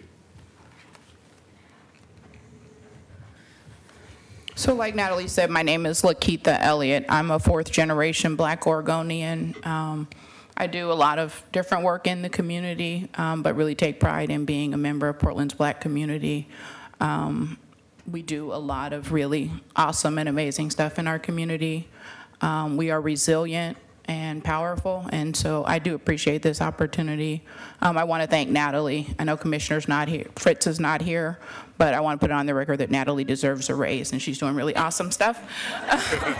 She didn't tell me to say that, but I really do appreciate the work that she does. Let's do it. Let's make it happen. So as I reflected on Juneteenth and thinking about what it means, and just thinking about the fact that it took 2 years for folks to realize that they were free, that you said, you know, that it was a law, and that just because something is a law doesn't mean that it's true or that it's right. And so often what happens is we pass laws or ordinances, those kind of things, but it doesn't make it true. It doesn't mean that everyone benefits from it. And so I want to challenge you all to make sure that when you all are passing laws and things like that, that you're making sure that those who are mostly impacted benefit from those things. I've had the pleasure of working with the DCL program, so both as a graduate and as an administrator through the Urban League of Portland. That's some powerful work that's doing the work to engage communities of color across the state and young people, which is powerful work. But I would say that it's probably still not enough, that those who are still mostly deeply impacted aren't the ones who are getting the information, who are accessing the services. And so I say, while I love that program, I think we need to look at other ways that we engage communities of color and those who are most deeply impacted. I also got the opportunity to serve on the Office of Equity and Human Rights Bureau Advisory Committee, and that work led to you all ensuring that all city bureaus are developing equity plans. And it's not enough to just develop an equity plan and put it on the table. I want to challenge the bureaus and those who are doing that work to make it a living document, to look at it all the time, and to, again, ask the question, you know, if it took 2 years for folks to find out that they were free, and we're still here in Portland when things are happening, it's 2 years down the line that people are finding out that something changed or something that's going to deeply impact them is happening. So I want to challenge the bureau directors to think about that. And Portland, you know, prides itself on citizen engagement and community engagement. But if you haven't engaged those who are most deeply impacted, it doesn't really matter if you're engaging the same voices and the same people. And so I want to challenge those of you who are working on this equity plans to look at those plans and ask yourself, who's going to be most deeply impacted? How can we make sure we engage them early on, that they're not 2 years down the line blindsided by something that you've changed or done? And so, yeah, that's my challenge to you all, and I appreciate the opportunity to speak here. Thank you. Thank you for being here. We appreciate it.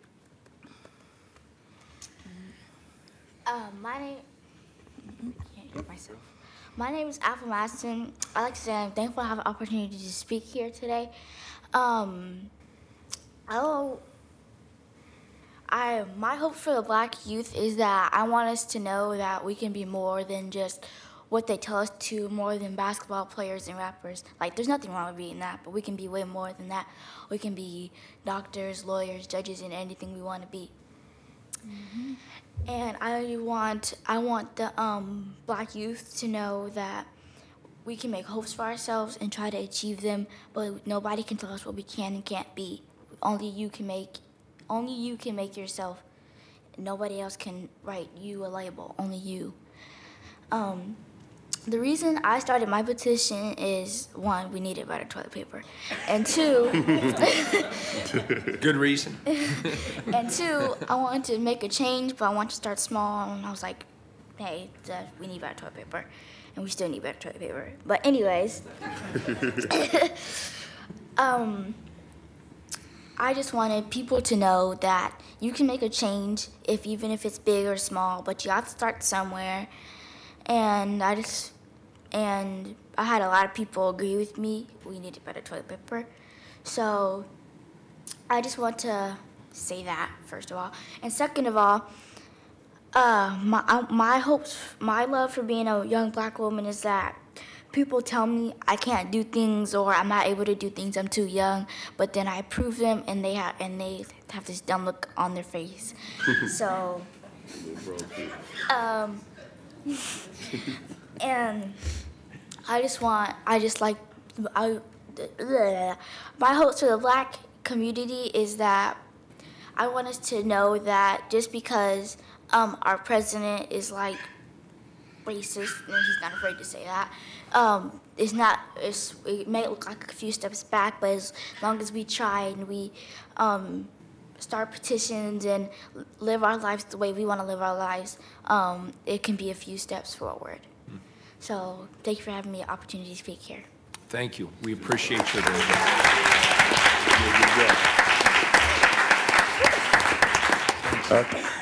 I think we can clap it up a little better for her for that. She did an amazing job.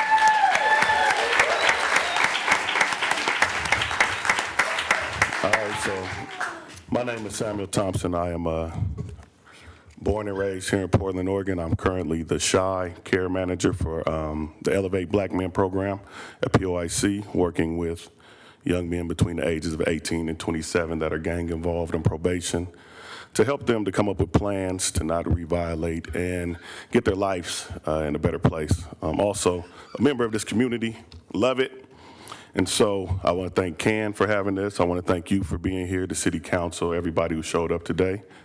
And so when I was asked about what does Juneteenth mean to me, when I was first presented with this question, I first thought about the historical significance. So on June 19th, 1865 was the announcement of the abolishment of slavery in the state of Texas, and more generally the emancipation of the enslaved African Americans throughout the former Confederacy of the Southern states.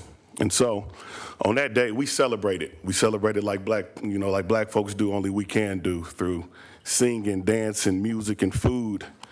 But in that moment, I couldn't help but to think of the irony of being granted freedom, but never truly being free. You know, with segregation and the Jim Crow laws, systemic racism and processes put in place to continue to oppress us, gentrification, redlining, and a disproportionately unjust justice system. So have we ever truly been free? And so what does Juneteenth mean to me? It means perseverance and community. So for me, for those that don't know, perseverance means steadfastness in doing something despite difficulty or delay in achieving success. And so being able to celebrate in the midst of so much injustice is a gift that my people possess. We know how to make lemons, take lemons and make lemonade, making a way out of no way. My people have excelled at that. And so community is a group of people living in the same place or having a particular characteristic in common. And so Juneteenth is an opportunity for community.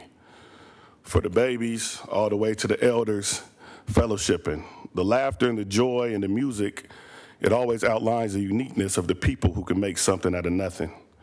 I love when the dominoes are being played, the arguments that happen when you renege in a game of spades. You know, that lets me know that I'm home. And so I love my people, and Juneteenth shows us at our best, the perseverance of our community. And so the next question I was asked is, what is my commitment to Black Portland? I thought on this for a minute and went back to my childhood, to my Black Portland, to my community. I was raised in a Portland that were between Interstate and 33rd, Lombard and Fremont. That was my community. The days that you could take a note to Franklin's and get whatever your mama wanted and get a jawbreaker on the house. When you get in the car, go through a drive-thru and get the best milk and juice you ever had in your life. When Craigos was a one-stop shop. When One Stop Records had all the cuts. When you were riding your church bus to go skating at Oaks Park. When Leon's haircuts was only $5. When the burgers at Cleo's tasted like heaven. When we would stand outside Wonder Bread and wait for them to throw out the old snacks. When you go to Alberta Park and make a gimp and then get the cookie out the lunch because you really didn't want the sandwich anyway. When you went to SEI camp to get the shoes and ended up getting way much more. My Black Portland was beautiful. And so the definition of restoring is to bring back, reinstate, return to a former condition, place, or position, to repair or renovate. And so some synonyms for that include to fix, to mend, to rehabilitate, to rebuild, to reconstruct, to remodel, to overhaul, and to redevelop. And a village is a self-contained district or community within a town or a city. So we asked what my commitment to Black Portland is our village needs to be restored. It needs to be mended. It needs to be fixed. It needs to be rehabilitated. So my commitment to Black Portland is to restore the village, to bring us back to where we once was. I want my son to grow up in a community that is invested in his growth and his well-being. I want to create opportunities for us to engage with each other on a personal level, to build relationships, because ultimately relationships are what makes the world go around. You don't hurt who you love, and you take care of what you feel a part of.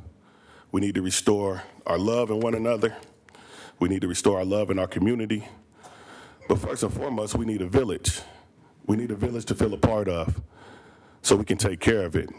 So I'm here demanding the opportunity to reconstruct, remodel, overhaul, and redevelop our village.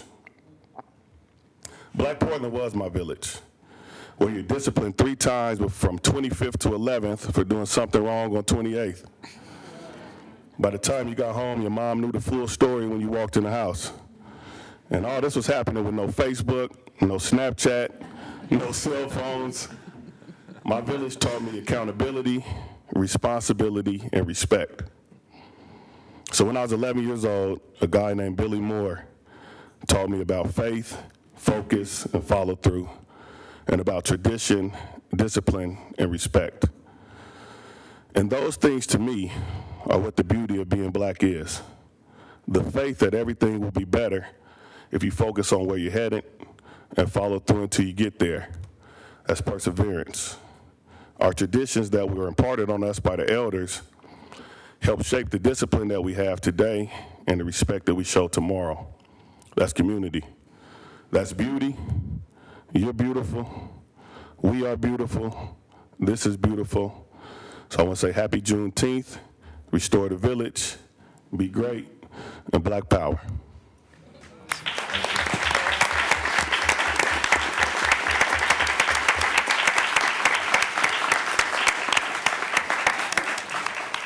Very good. Commissioners? Well, thank you all for being here. This has been an unusually joyous day at City Hall, which I think we could all use more of. Thank you to the speakers. I just want to say, Lakeitha, I absolutely agree with everything that you said, and I hope that you can help hold me and my colleagues and those bureau directors accountable.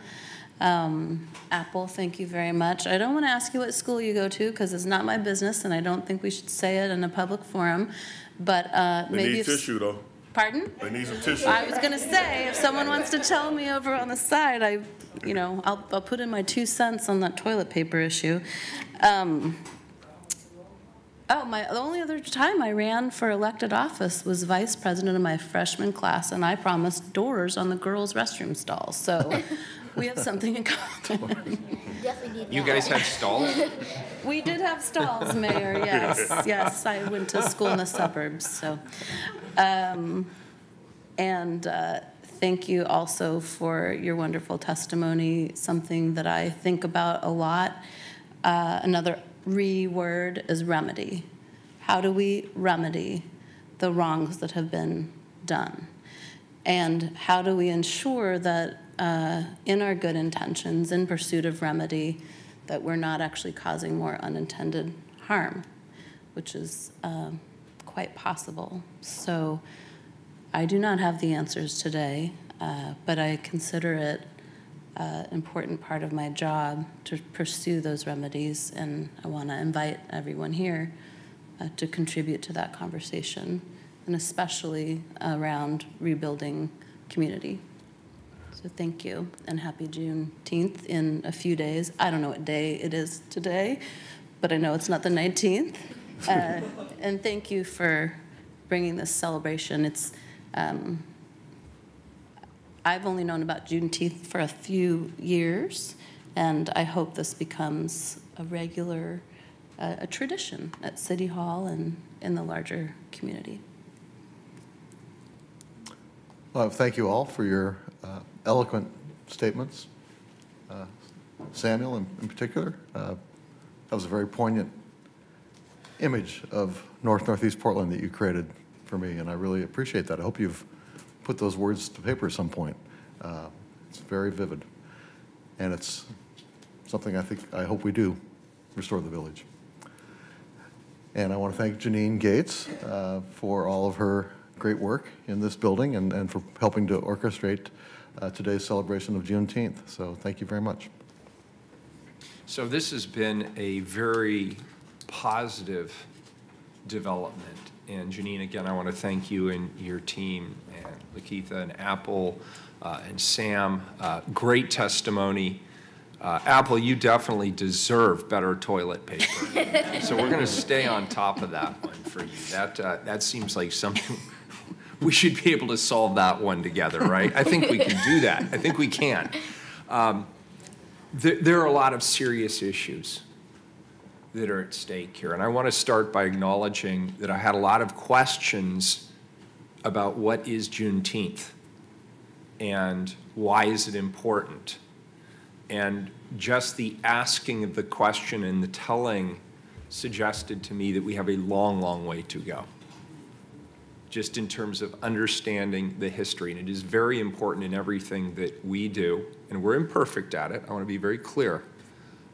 Everything we do in this community, we have to acknowledge intentionally the history, the good, the bad, and the ugly.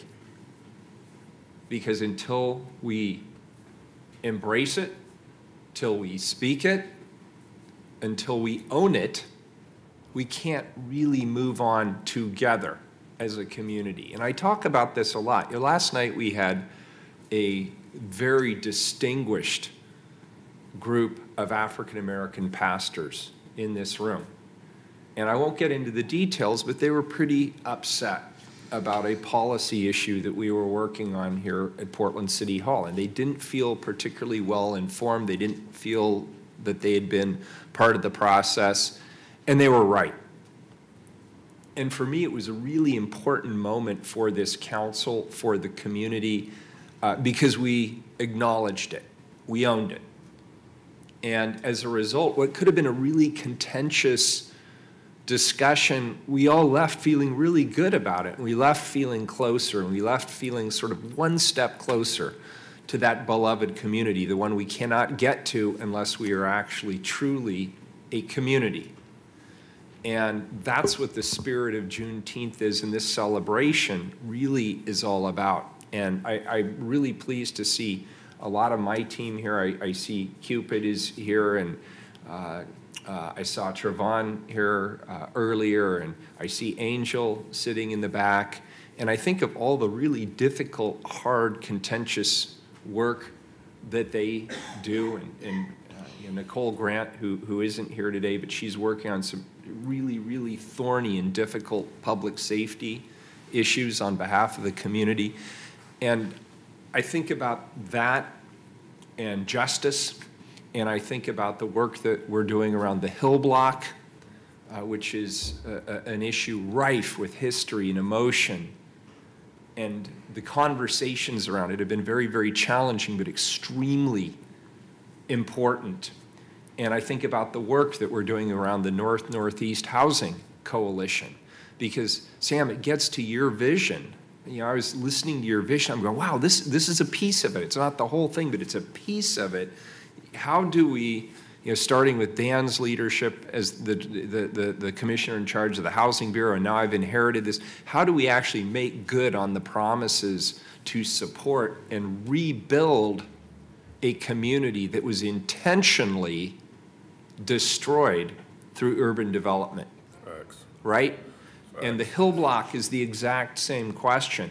And very few cities are actually even engaging in this conversation because it's really, really difficult. The conversations are difficult, and it's particularly difficult for the majority community because it requires the majority community, including people like me, right, to look into a mirror and see with clarity what is being reflected back. And yet we're doing it. And I'm really proud of the work that we're doing here. I'm proud of the city employees that are here. I'm proud of the community that is engaged. I just got to say, Apple, the thing, people on my team know this, it is very difficult being mayor. And there are days, I don't mind telling you, where I ask myself, what the heck have I done to myself? Me too. It's a really difficult job. And for some reason, whenever I'm with the kids, I feel better. I feel better about the future. It gives me a lot of hope and confidence. And the fact that you have the aplomb and the courage and just sort of the sense of togetherness to figure out, hey, if the toilet paper isn't working, somebody's got to do something about it. And who's the somebody? Me. It's you. You already get it. So I'm going to stop there because she just said exactly the right thing. So thank you all for being here. This proclamation is obviously overwhelmingly adopted by the Portland City Council. Could we possibly get a photo for people who feel comfortable and would like a photo up front with the proclamation? It'd be a lot of fun. Thank you, Janine. Thank you. Let's go. Go take a picture, Apple. All right. Take a picture.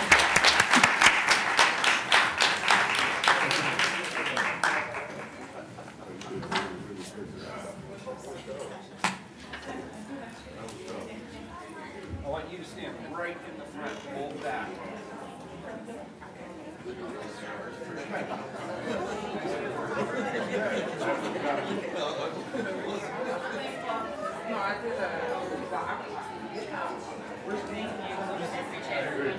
You didn't want to take that legal thing there. You didn't want to jump over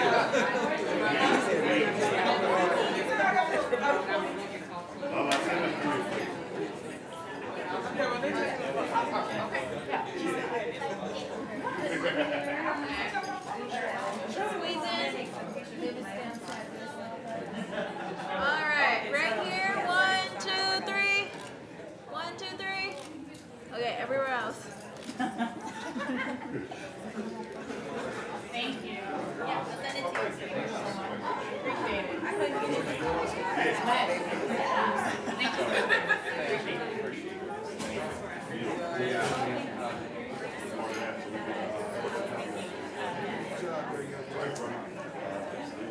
Okay, that's what I was thinking. Okay, thank you so much. I appreciate it.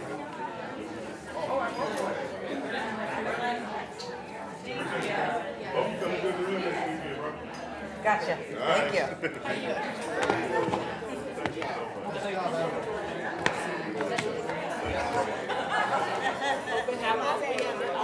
So the mayor wants to give this to you. So that's yours, a signed proclamation by you. Did you gavel us out? Did you gavel us out? Can we leave?